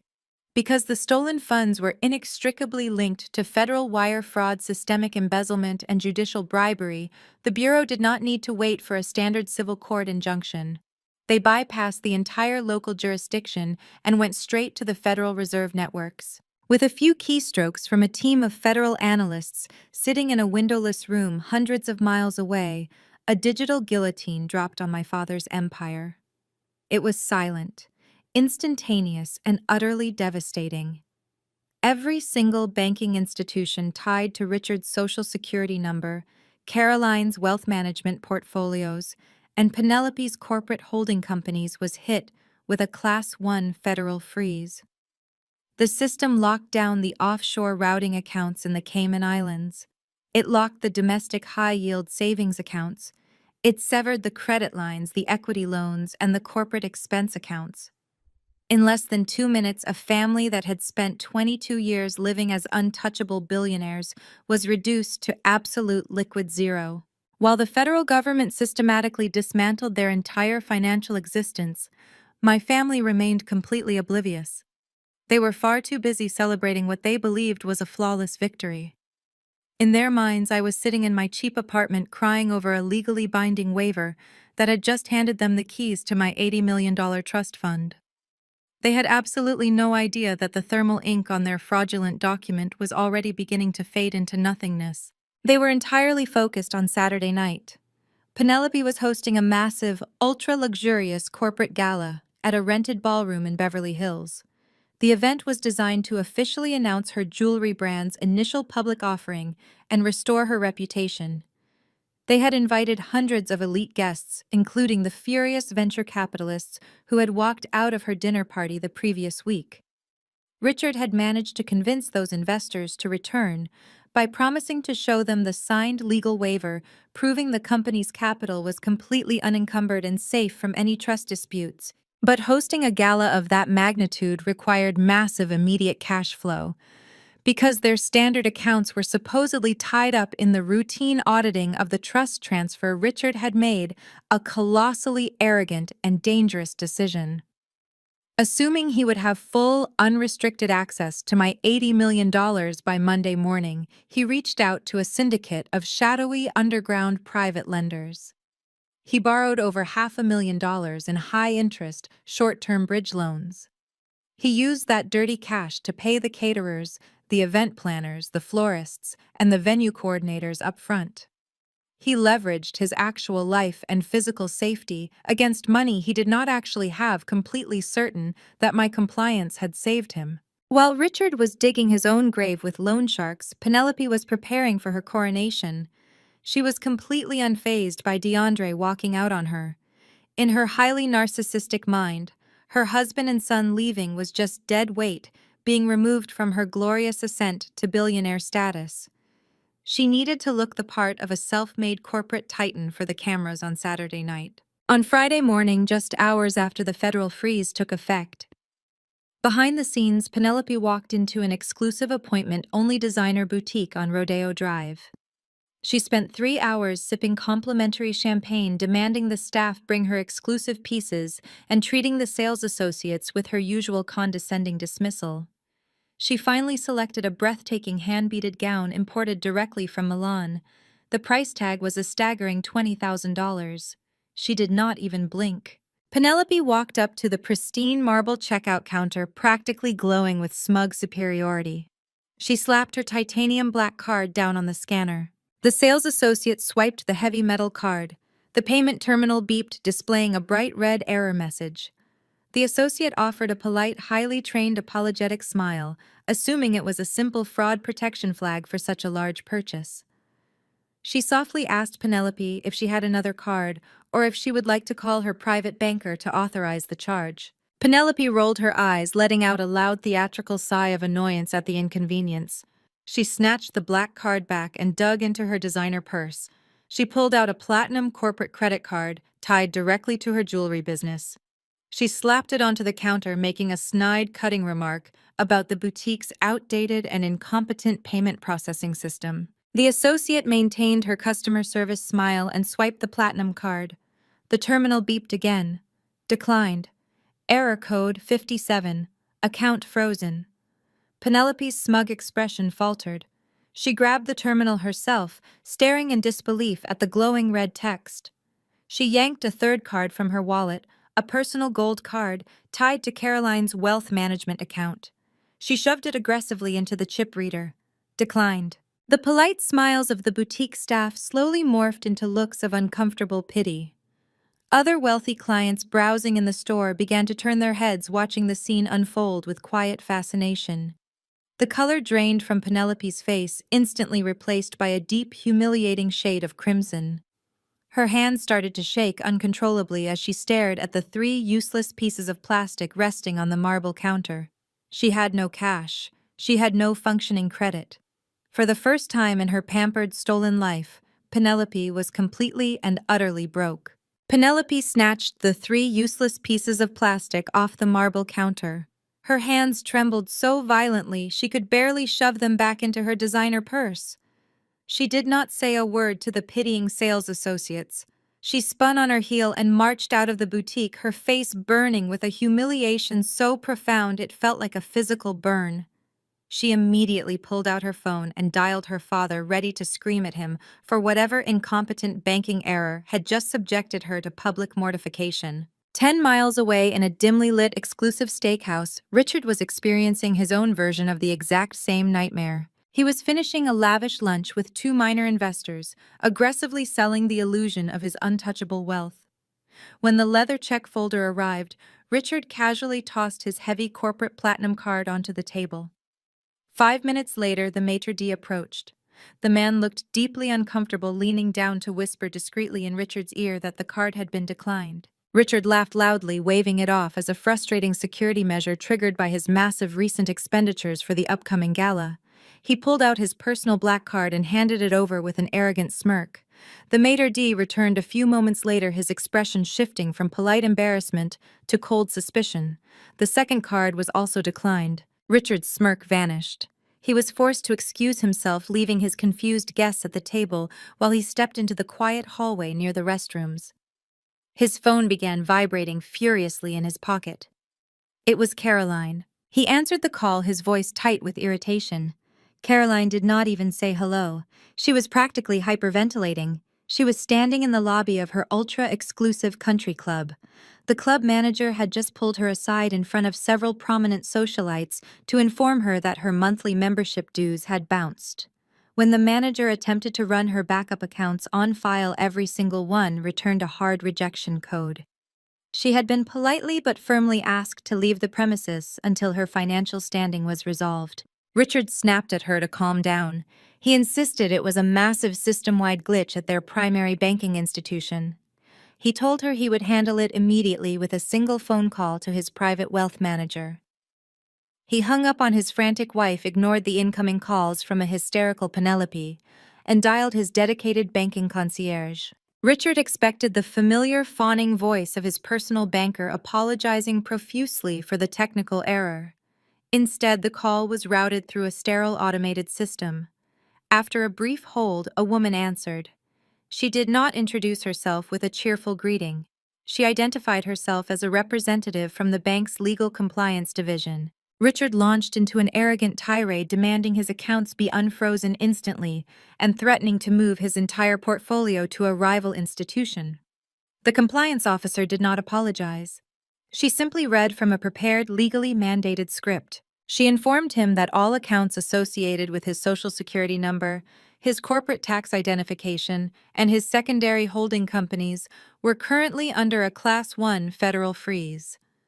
She stated that the bank could not provide any further information and advised him to contact the Federal Bureau of Investigation Financial Crimes Division. Then she hung up. Richard stood in the steakhouse hallway, the phone pressed dead against his ear.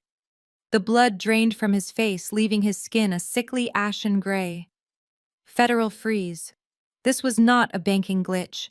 This was an execution. Panic, raw and absolute, finally pierced through his decades of staggering arrogance. He realized with terrifying clarity that the waiver Madeline had signed in the notary office must have been compromised. He needed his lawyer.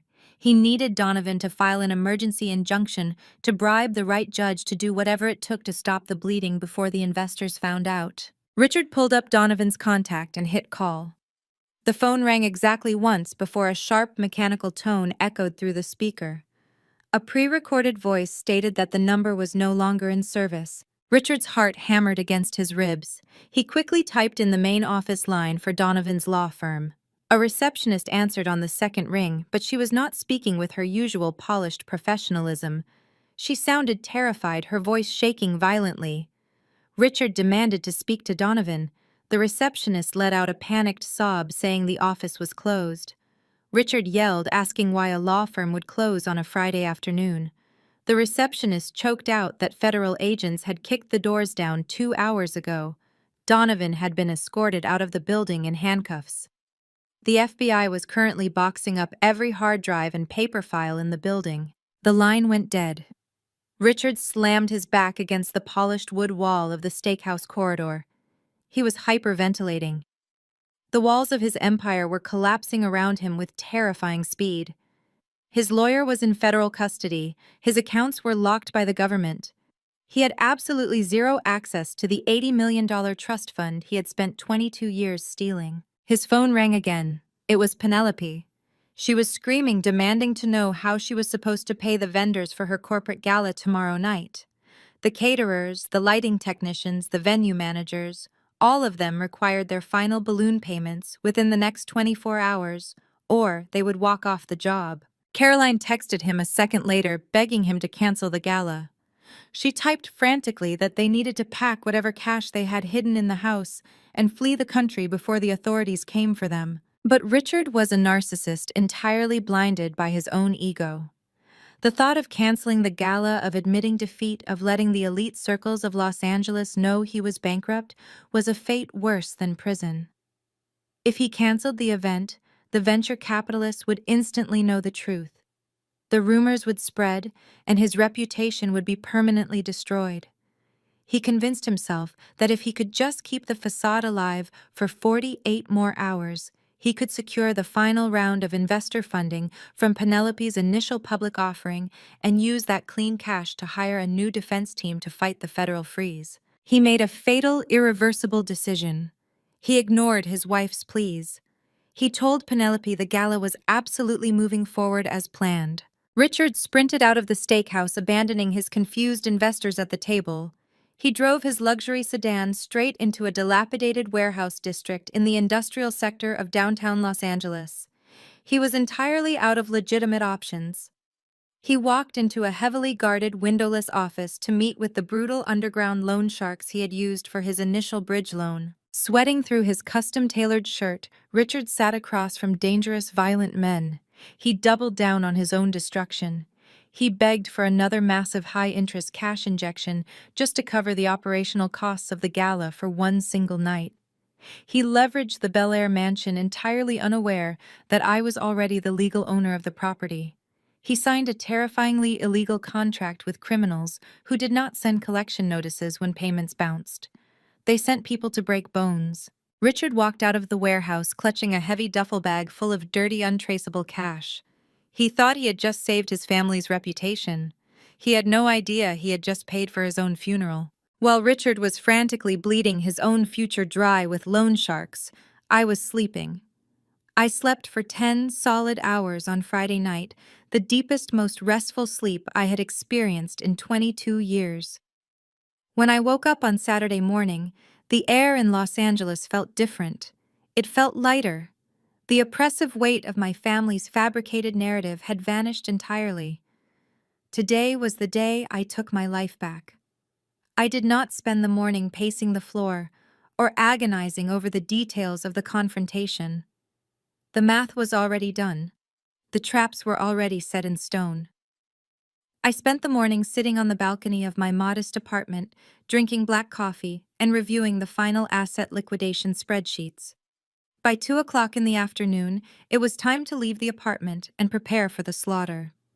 I drove to a secure downtown hotel suite that Agent Russo had reserved as our forward operating base. When I walked into the suite, the physical transformation began.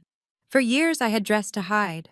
I wore oversized sweaters, dull colors, and flat shoes, subconsciously trying to shrink myself so I would not draw my family's cruel, hypercritical attention. The beige cardigan I wore to the notary office yesterday was the ultimate symbol of my manufactured submission. I took it off, dropped it directly into the hotel trash can, and walked away without a second glance. A high-end stylist arranged by Gallagher had delivered several garment bags to the room earlier that morning. I immediately bypassed the evening gowns and cocktail dresses. I was not going to a party to sip champagne and socialize with the Los Angeles elite. I was going to a corporate execution. I selected a bespoke, razor-sharp power suit in deep charcoal gray. The tailoring was absolutely flawless, cinched at the waist with structured shoulders that demanded absolute authority. I paired it with a crisp white silk blouse and stiletto heels that clicked against the hardwood floor like the cocking of a gun. I pulled my hair back into a sleek, unforgiving twist at the nape of my neck, ensuring there were no loose strands to soften my features. My makeup was minimal but lethal, utilizing sharp contouring and a dark, bold lip. I looked exactly like what I was, the senior creditor and rightful owner of an $80 million empire. At 6 o'clock in the evening, the heavy double doors of the suite opened. Arthur Gallagher walked in carrying a thick leather briefcase. Special Agent Russo followed close behind, accompanied by 2 uniformed federal officers and DeAndre. DeAndre looked completely transformed as well. The heavy, exhausting burden of Penelope's toxic marriage had been entirely severed from his shoulders. He wore a sharp black suit, projecting the calm, dangerous confidence of a man who had already secured his son's future and was now returning to watch his oppressors burn. Russo stepped forward and spread a series of detailed blueprints across the glass dining table. They were the exact floor plans for the Beverly Hills ballroom where Penelope was currently hosting her gala. Russo tapped a specific entry point near the main stage with his pen. "The perimeter is entirely secure," Russo stated, his voice clipping with military precision. "We have plainclothes federal agents mingling with the catering staff and posing as valet attendants. Local law enforcement has quietly cordoned off the rear exits and loading docks. No one leaves the ballroom without our explicit authorization. The building is locked down." Gallagher opened his briefcase and pulled out a stack of thick blue-backed legal folders. He arranged them neatly on the glass table. The federal magistrate signed the final warrants an hour ago, Gallagher said, sliding the heavy documents toward me. We have the primary arrest warrants for Richard and Caroline for multi-million-dollar wire fraud, systemic embezzlement, and judicial bribery. We have the emergency asset seizure orders for Penelope's corporate holdings, which officially transfers the controlling shares of her jewelry brand directly to your trust. And we have the emergency restraining orders DeAndre filed this morning for himself and his son. The legal trap is completely shut. We are just waiting for them to take the stage and incriminate themselves in front of their investors. I leaned over the table reviewing the signed warrants. The crisp, black ink on the official federal documents represented 22 years of stolen time finally balanced on a ledger. Every tear, every moment of isolation, every lie they had told to protect their unearned wealth was now quantified into federal charges, carrying decades of mandatory prison time. I looked up at the men assembled in the room. They were not just my legal team. They were the architects of my absolute retribution. We move in at exactly 9 o'clock. I instructed, my voice unwavering. We wait until Richard has a microphone in his hand. We wait until Penelope is standing under the spotlights, believing she has secured her fake initial public offering. We wait until they feel completely untouchable. Then we take everything. Russo and Gallagher nodded in firm agreement, gathering the blueprints and stepping out into the hallway to coordinate the final logistics with the tactical teams. DeAndre lingered for a moment. He gave my shoulder a brief solid squeeze of solidarity before turning and following the agents out the door. I was left alone in the quiet, echoing luxury of the hotel suite. The city below was beginning to light up as evening settled over Los Angeles. I walked over to the floor-to-ceiling mirror standing in the corner of the room. I looked closely at the woman staring back at me. I searched her eyes for any trace of hesitation, any lingering fragment of the broken, scared 11-year-old girl who had cried alone on the first night of a disciplinary camp.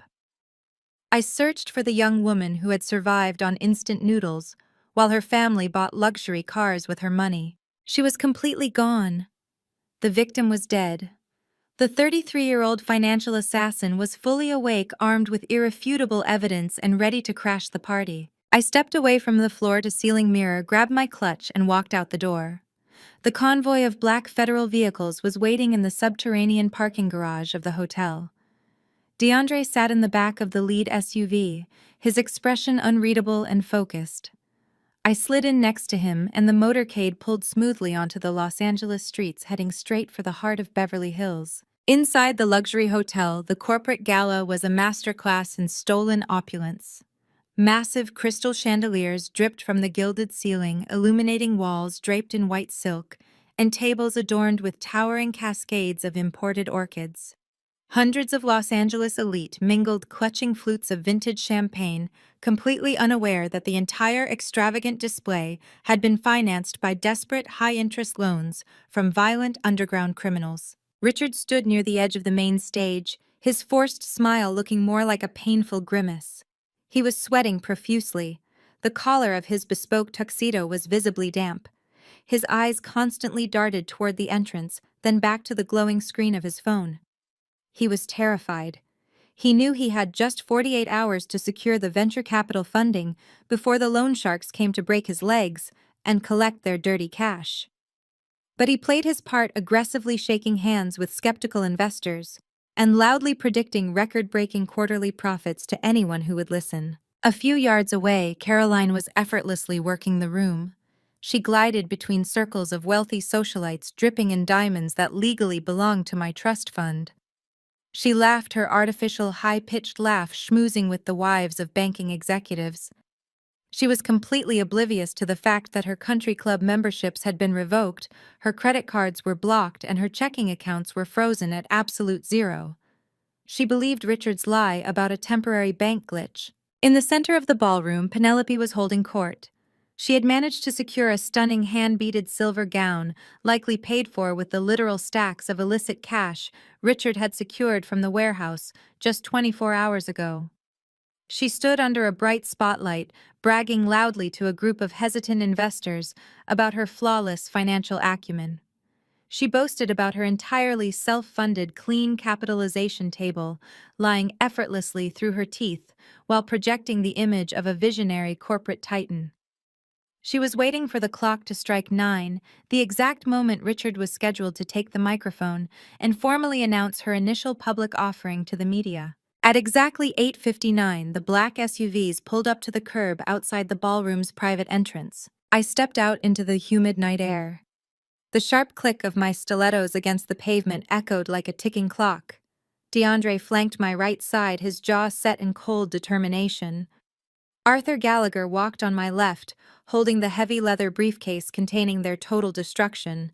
Behind us marched Special Agent Russo and a dozen plainclothes federal officers moving with silent, terrifying precision. We bypassed the red carpet and the frantic valet attendants. Russo simply flashed his gold federal badge at the front desk manager, who immediately stepped back, his face draining of color as he raised his hands in surrender. We approached the massive gilded double doors, leading directly into the main ballroom. I did not pause. I did not hesitate. I reached out and pushed the heavy wooden doors open with both hands. The grand entrance was not subtle. The heavy doors slammed against the walls with a thunderous crack that cut straight through the polite chatter of the room. Heads turned. Conversations abruptly died. The sea of elite guests parted instinctively as I walked straight down the center aisle. I did not look at the investors. I did not look at the socialites. I kept my eyes locked dead ahead on the main stage. Penelope spotted me first, the champagne glass in her hand tilted, spilling expensive liquor onto the floor. Her smug, radiant smile collapsed into a mask of pure, unadulterated shock. Caroline froze mid-sentence, her hands flying to her chest as she recognized the plain, discarded daughter she thought she had left broken in a cheap apartment, now marching through the room in a razor-sharp power suit flanked by federal agents. But Richard reacted with pure, volatile rage. The sight of me standing tall and utterly unbothered shattered his fragile, panic-stricken facade. He thought I was there to beg. He thought I was there to ruin his public image with a hysterical breakdown to demand attention. He slammed his drink onto a passing waiter's tray and stormed down the steps of the stage, marching aggressively toward me. "Security!" Richard bellowed, his face turning a dangerous shade of crimson. His voice boomed over the soft classical music playing from the speakers. "Get this woman out of here right now. She is trespassing. Security, remove her immediately." Two large, broad-shouldered venue security guards stepped forward, reaching out to grab my arms. Agent Russo did not even break his stride. He stepped smoothly in front of me, flipping his jacket open to reveal the federal badge clipped to his belt and the heavy sidearm resting in its holster. "Stand down," Russo ordered, his voice low and lethal. "Federal operation. Step back or you will be arrested for obstructing a federal investigation." The venue security guards instantly raised their hands and backed away, dissolving into the crowd. Richard stopped dead in his tracks. The blood rushed out of his face. He stared at the federal badge, then at the thick legal folders in Gallagher's hands, and finally at DeAndre, who was staring back at him with absolute icy contempt. The reality of the situation crashed down on Richard all at once. The fake tax document, the frozen bank accounts, the disappearing ink. He had not won. He had walked blindly into an execution. I did not stop to gloat. I did not break my stride. I walked right past my paralyzed, gasping father, leaving him suffocating in the aisle. I climbed the 3 carpeted steps onto the main stage. I walked directly to the podium, grabbed the microphone stand, and tapped the steel mesh grill twice with my index finger. The sharp, echoing thuds reverberated through the massive ballroom. The sound engineer in the back booth immediately cut the background music. The room plunged into a deafening, terrifying silence. Thousands of eyes stared up at me, waiting. I looked down at the crowd, found my father's horrified, pale face, and smiled. "Good evening, ladies and gentlemen," I said. My voice echoed through the massive ballroom, crisp, level, and completely devoid of the hysterical emotion they had expected from me. "My name is Madeline. You were invited here tonight to celebrate an initial public offering for a luxury jewelry brand. You were told a story of a self-funded, brilliant young entrepreneur and a deeply supportive, wealthy family. You were sold a lie. And as a forensic accountant, I have a professional obligation to correct the ledger." I gestured toward the back of the room. DeAndre had smoothly bypassed the venue staff and positioned himself inside the audio-visual control booth. He plugged a secure encrypted drive into the main terminal. Instantly, the towering LED screens behind me, which had been displaying Penelope's glittering corporate logo, went pitch black. A second later, they illuminated with stark high-contrast financial documents. The text was massive, undeniable, and perfectly legible to every billionaire socialite and venture capitalist standing in the room. We will start with the seed capital, I announced, clicking a remote presenter to highlight a specific routing number on the screen. Penelope claims she built her empire from the ground up. But the $12 million used to launch her company did not come from her father's legitimate business revenue. It was fraudulently wired from an irrevocable trust fund established by my late biological mother. A trust fund meant exclusively for me. Shocked murmurs rippled through the elite crowd. I clicked the remote again. A complex flowchart appeared on the massive screens, tracking millions of dollars flowing through a labyrinth of shell companies. For 22 years, my father Richard has maintained an illegal conservatorship over me by bribing a corrupt family court judge. I clicked the remote one more time, bringing up the wire transfers Penelope had sent from her own son's college savings account to pay off the dirty lawyer. I let the crowd absorb the sheer depravity of that transaction. They used that conservatorship to systematically embezzle $80 million. The money paying for this venue, the down payment on the Bel Air estate, the fleet of luxury cars. It was all stolen. Lies, Richard screamed, finally snapping out of his paralyzed shock. His voice cracked with raw, frantic desperation. He pushed past two bewildered investors and charged toward the edge of the stage, his face shining with sweat. Do not listen to a single word she says. She is having a psychotic episode. She is a diagnosed lunatic trying to ruin her sister. He reached into the inner breast pocket of his bespoke tuxedo and pulled out a folded legal document. He waved it in the air like a shield, turning to the murmuring crowd. I have the proof right here. She legally relinquished every single asset. She sat in front of a licensed notary yesterday afternoon and signed her beneficiary rights away. She has absolutely nothing. She is destitute and completely delusional. I did not flinch. I looked down at him from the podium, my expression completely unbothered. Is that right, Dad? I asked, my voice carrying a lethal calm. Why do you not unfold that document and read my signature to the crowd? Read it out loud for everyone to hear. Richard sneered, his hands shaking violently as he unfolded the thick legal paper. He shoved it under the bright stage lights, preparing to point to the ink that he believed would save his life. But as his eyes hit the signature line, his arrogant sneer completely evaporated. His mouth fell open. He blinked rapidly, pulling the paper closer to his face, then shoving it away as if trying to force his vision to focus. The yellow sticky tabs were still there. The heavy brass notary stamp was still pressed into the bottom corner, but the signature lines were completely, utterly empty. The custom thermal ink had vaporized, leaving nothing behind but pristine, unmarked white paper. No, Richard gasped. His hands trembled so hard the heavy stock paper rattled loudly in the quiet room. No, I saw you sign it. I watched you put the pen to the paper. You signed it. I signed it with a disappearing ink pen, I clarified, letting the terrifying reality of his failure sink in. And while you and your corrupt lawyer were busy cleaning up the glass of water I intentionally spilled, I swapped the documents. I did not sign a waiver yesterday. I reached into the inner pocket of my charcoal suit and pulled out a crisp, heavy document. I held it up for the entire room to see. At the exact same moment, DeAndre projected a high-resolution scan of the document onto the massive LED screens. I signed a full audit authorization. I stated the amplification, carrying my words to the furthest corners of the ballroom. I signed it in permanent black ink, and your lawyer kindly notarized it for me. That document gave me, as the senior creditor of the stolen trust, absolute executive control over every single corporate entity, holding company, and bank account associated with your names. And at exactly 9 o'clock yesterday morning, I used it to authorize the Federal Bureau of Investigation to execute a Class 1 freeze on your entire financial existence. The gasp that swept through the ballroom was deafening. The investors who had been hesitant before were now actively backing away from Richard, Caroline, and Penelope as if they were carrying a contagious disease. No one wanted to be standing anywhere near the blast radius of a federal financial freeze. Richard dropped the blank piece of paper.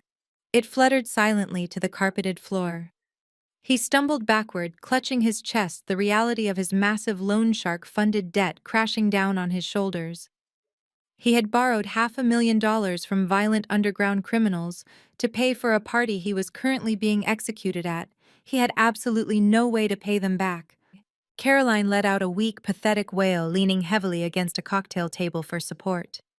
Penelope was vibrating with fury, her face streaked with tears of pure humiliation. The facade of the self-made billionaire was shattered into a million irreparable pieces. Every elite socialite and venture capitalist in Los Angeles was currently staring at her like she was a common thief. I stepped out from behind the podium and walked to the edge of the stage, looking down at the three people who had stolen 22 years of my life. I did not feel any pity. I felt the absolute cold satisfaction of a perfectly balanced ledger. "Everything you see here tonight," I said, looking directly at the elite crowd before bringing my gaze back to my family. "The venue, the vintage champagne you are drinking, the emerald dress Penelope is currently wearing.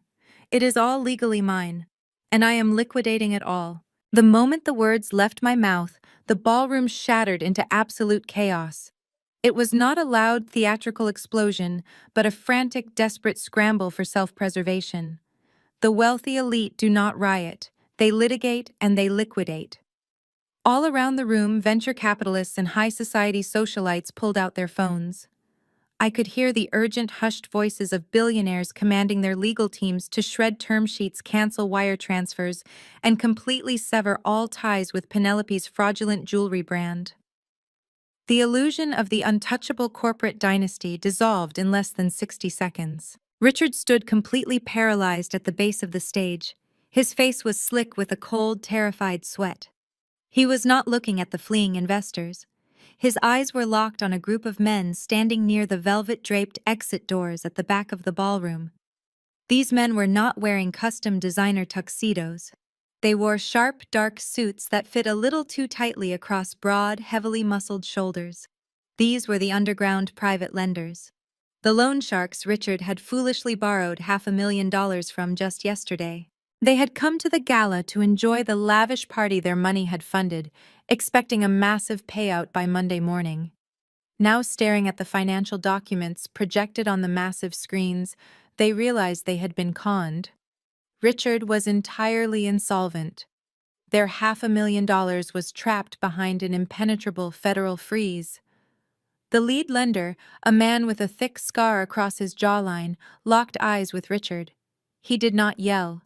He simply gave a slow, chilling nod and began walking directly toward the stage, his associates falling into a tactical, menacing formation behind him. Richard stumbled backward, bumping into a cocktail table. Glasses shattered against the marble floor. He was completely trapped between the furious corporate investors pulling their funding and the violent criminals coming to collect a debt he could not pay. He looked up at me, his eyes wide with a pathetic, begging desperation. He wanted me to save him. I just stared back, my face an unreadable mask of cold stone. I had balanced the ledger. The collection of his debts was no longer my concern. Before the loan sharks could reach the stage, the heavy double doors at the main entrance burst open with a deafening crash. The low murmur of the panicked crowd was instantly silenced by the commanding, authoritative shout of federal law enforcement. "FBI, nobody move." Special Agent Russo marched into the ballroom flanked by 24 uniformed federal officers, wearing tactical gear and windbreakers emblazoned with bold yellow letters. The sudden arrival of a massive federal strike team sent a shockwave of sheer terror through the high society guests. The loan sharks, recognizing the immediate danger of a federal raid, instantly halted their advance. They melted seamlessly into the panicked crowd, slipping out through the kitchen service doors to avoid apprehension. Richard was left completely alone, trembling in the center of the grand aisle. Russo did not hesitate. He marched straight down the center of the room, his tactical boots crunching over the shattered crystal on the floor.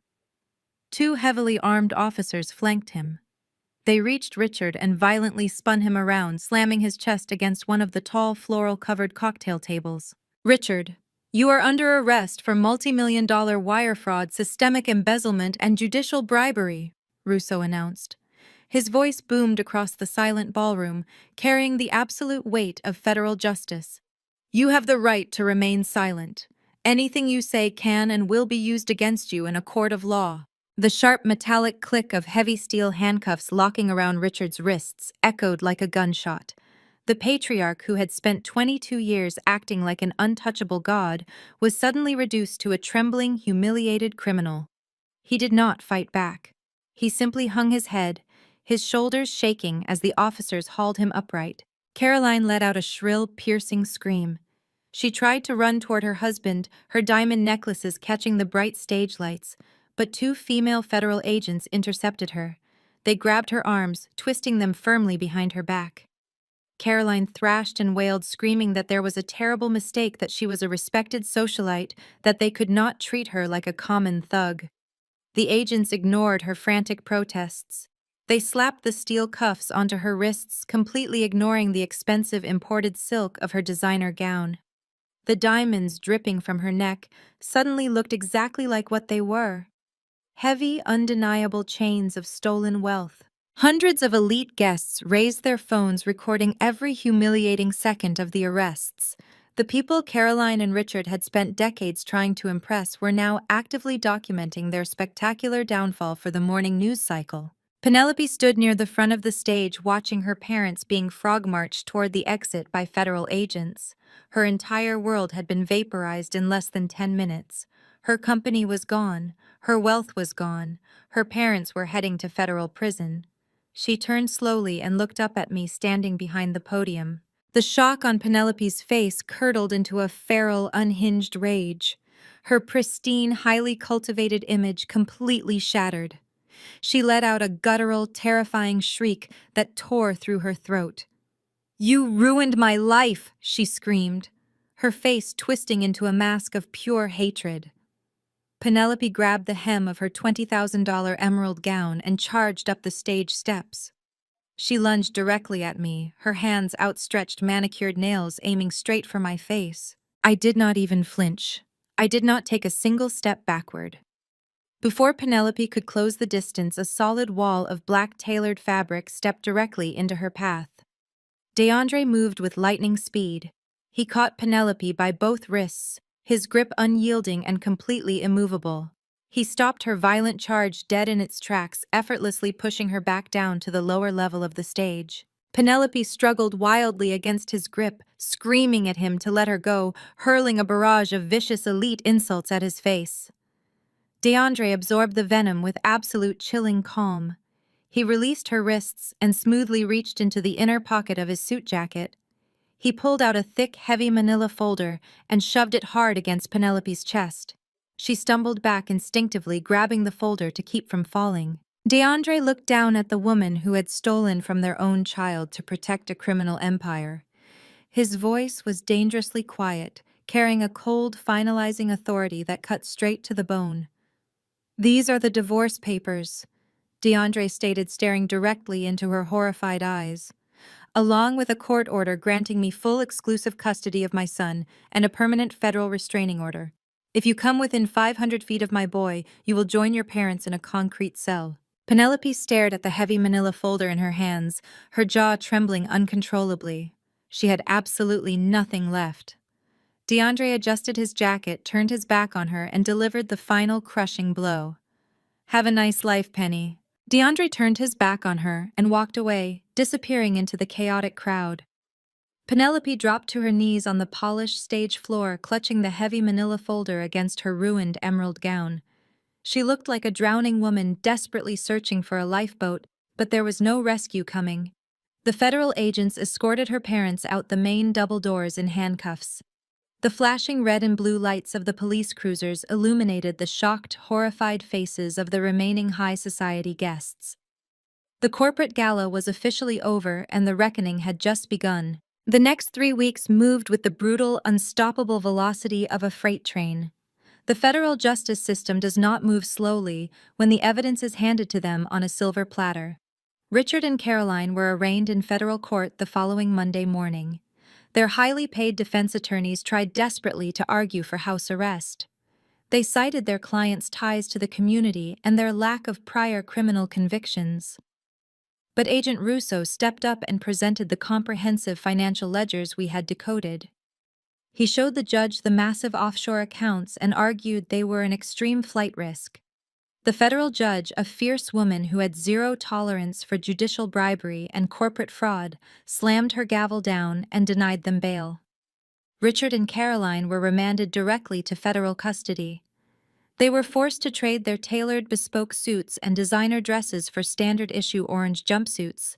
The real death blow to their legal defense came exactly 2 days later.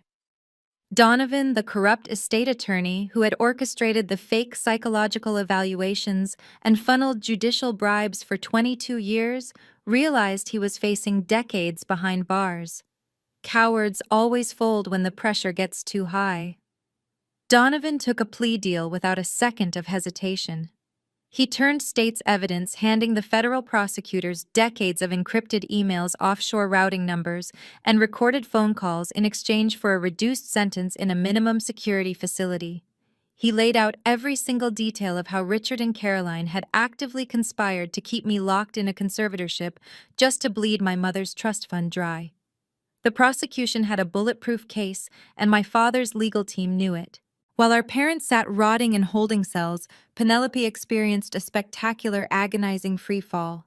The federal freeze had locked every single corporate and personal account she had ever touched. She had no access to cash, no credit line, and no legal standing. The fallout was incredibly public and absolutely merciless. I authorized the immediate repossession of the vehicles funded by my trust. On a busy Tuesday afternoon, right in the middle of a crowded shopping district, a fleet of tow trucks arrived. Penelope was forced to stand on the sidewalk, utterly humiliated, as repo men loaded her fleet of Porsches and her vintage Mercedes onto flatbed trucks in broad daylight. People walking by recorded the entire meltdown on their phones as she screamed at the drivers, her threats entirely powerless without her black card to back them up. But the cars were just the beginning.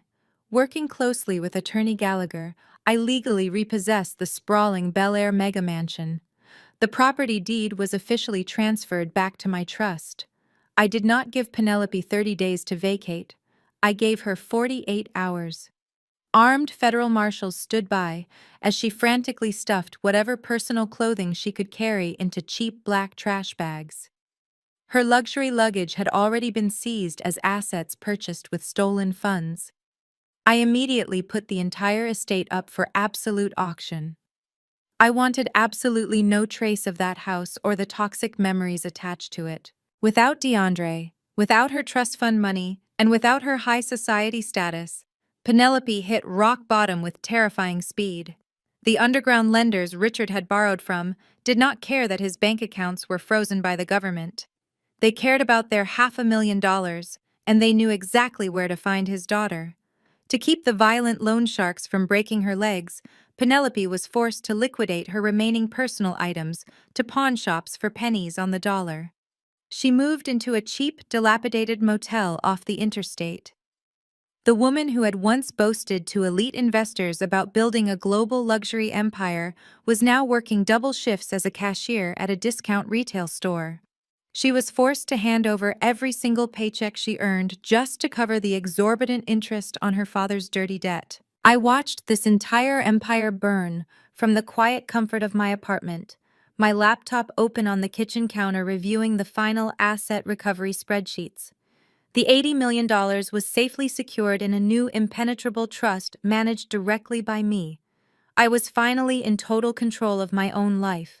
My phone buzzed loudly on the counter. It was an automated call from the Federal Detention Center. An inmate was attempting to reach me.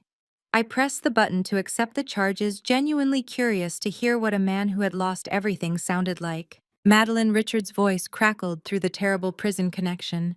He sounded weak, broken, and entirely desperate. The arrogant corporate titan who had shoved me against a stone wall was completely gone. "Please, you have to help us. The defense lawyers say we are looking at 15 years minimum." The food here is terrible, and Caroline is having a severe nervous breakdown. You proved your point. You got the money back. But we are still your family. You cannot just leave your own flesh and blood to rot in a cage. Please, Maddie, I am your father. I stared out my window, watching the Los Angeles traffic move smoothly in the distance. The sun was shining. The air was clear. I leaned into the phone receiver and let my voice drop to a perfectly flat, freezing tone.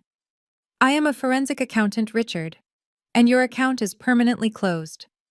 I tapped the red button hanging up on him mid-sentence. 6 months passed since the heavy steel doors of the federal penitentiary slammed shut on my father and stepmother.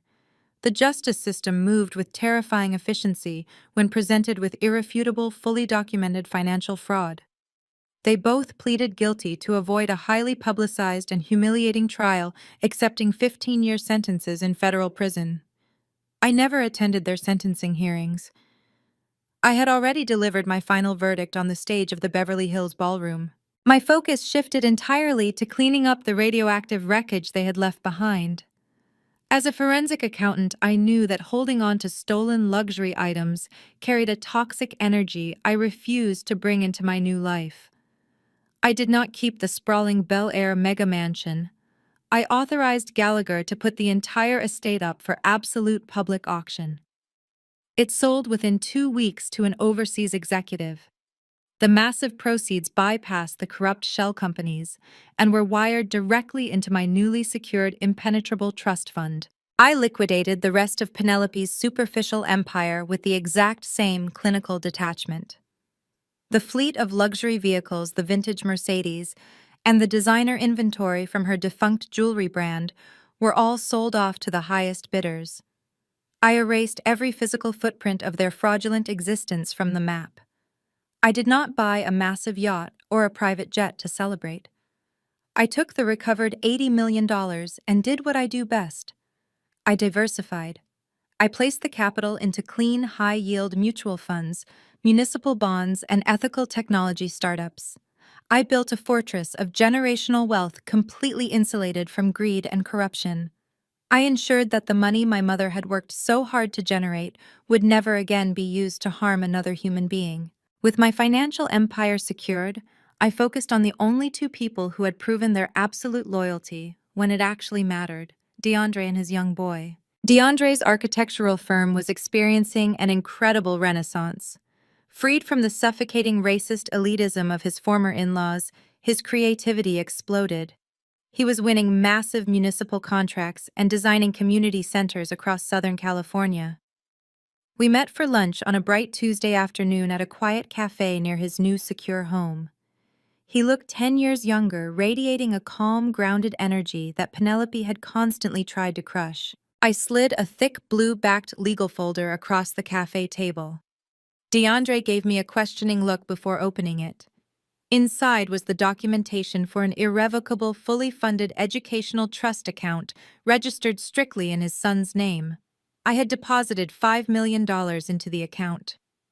DeAndre stared at the paperwork, completely speechless.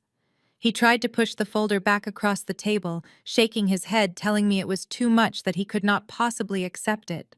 I placed my hand over his and pushed the folder back. I told him this was not a loan. It was not leverage, and it certainly was not a bribe. It was absolute security. I explained that I knew exactly what it felt like to have a parent steal an educational future to serve their own selfish needs. I was making sure that would never happen to his son. The trust was structured so that no one, not even me, could ever revoke or alter the funds. His boy would go to any university he chose, start any business he dreamed of, and build his life with a massive, unbreakable safety net.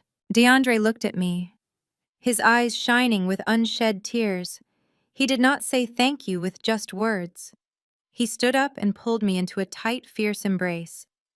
In that moment, sitting in the sunlit cafe, I realized the most profound truth of my entire journey. Blood does not dictate loyalty. Shared DNA does not automatically create a family. A true family is built by the people who stand shoulder to shoulder with you, in the darkest rooms, the people who risk their own safety to hand you the keys to your freedom. DeAndre and his son were my family. We had survived the fire together and now we were going to thrive together. I bought a house for myself. It was not a sprawling, gaudy compound designed to impress shallow socialites. It was a beautiful, modern sanctuary nestled high in the quiet hills of Santa Barbara. The property was surrounded by ancient oak trees and featured massive glass windows that offered an unobstructed, breathtaking view of the Pacific Ocean. The security system was state-of-the-art, but the home itself felt warm, inviting, and completely safe. I woke up early on a Sunday morning. The house was perfectly silent, save for the gentle hum of the ocean breeze moving through the trees outside. I walked into my spacious kitchen, the cool hardwood floors comfortable against my bare feet. I brewed a fresh cup of dark roast coffee, letting the rich aroma fill the room. I carried my mug into the bright sunlit living room and sat down on a plush sofa. On the coffee table in front of me rested a small, simple silver frame. Inside the frame was a faded, restored photograph of my biological mother.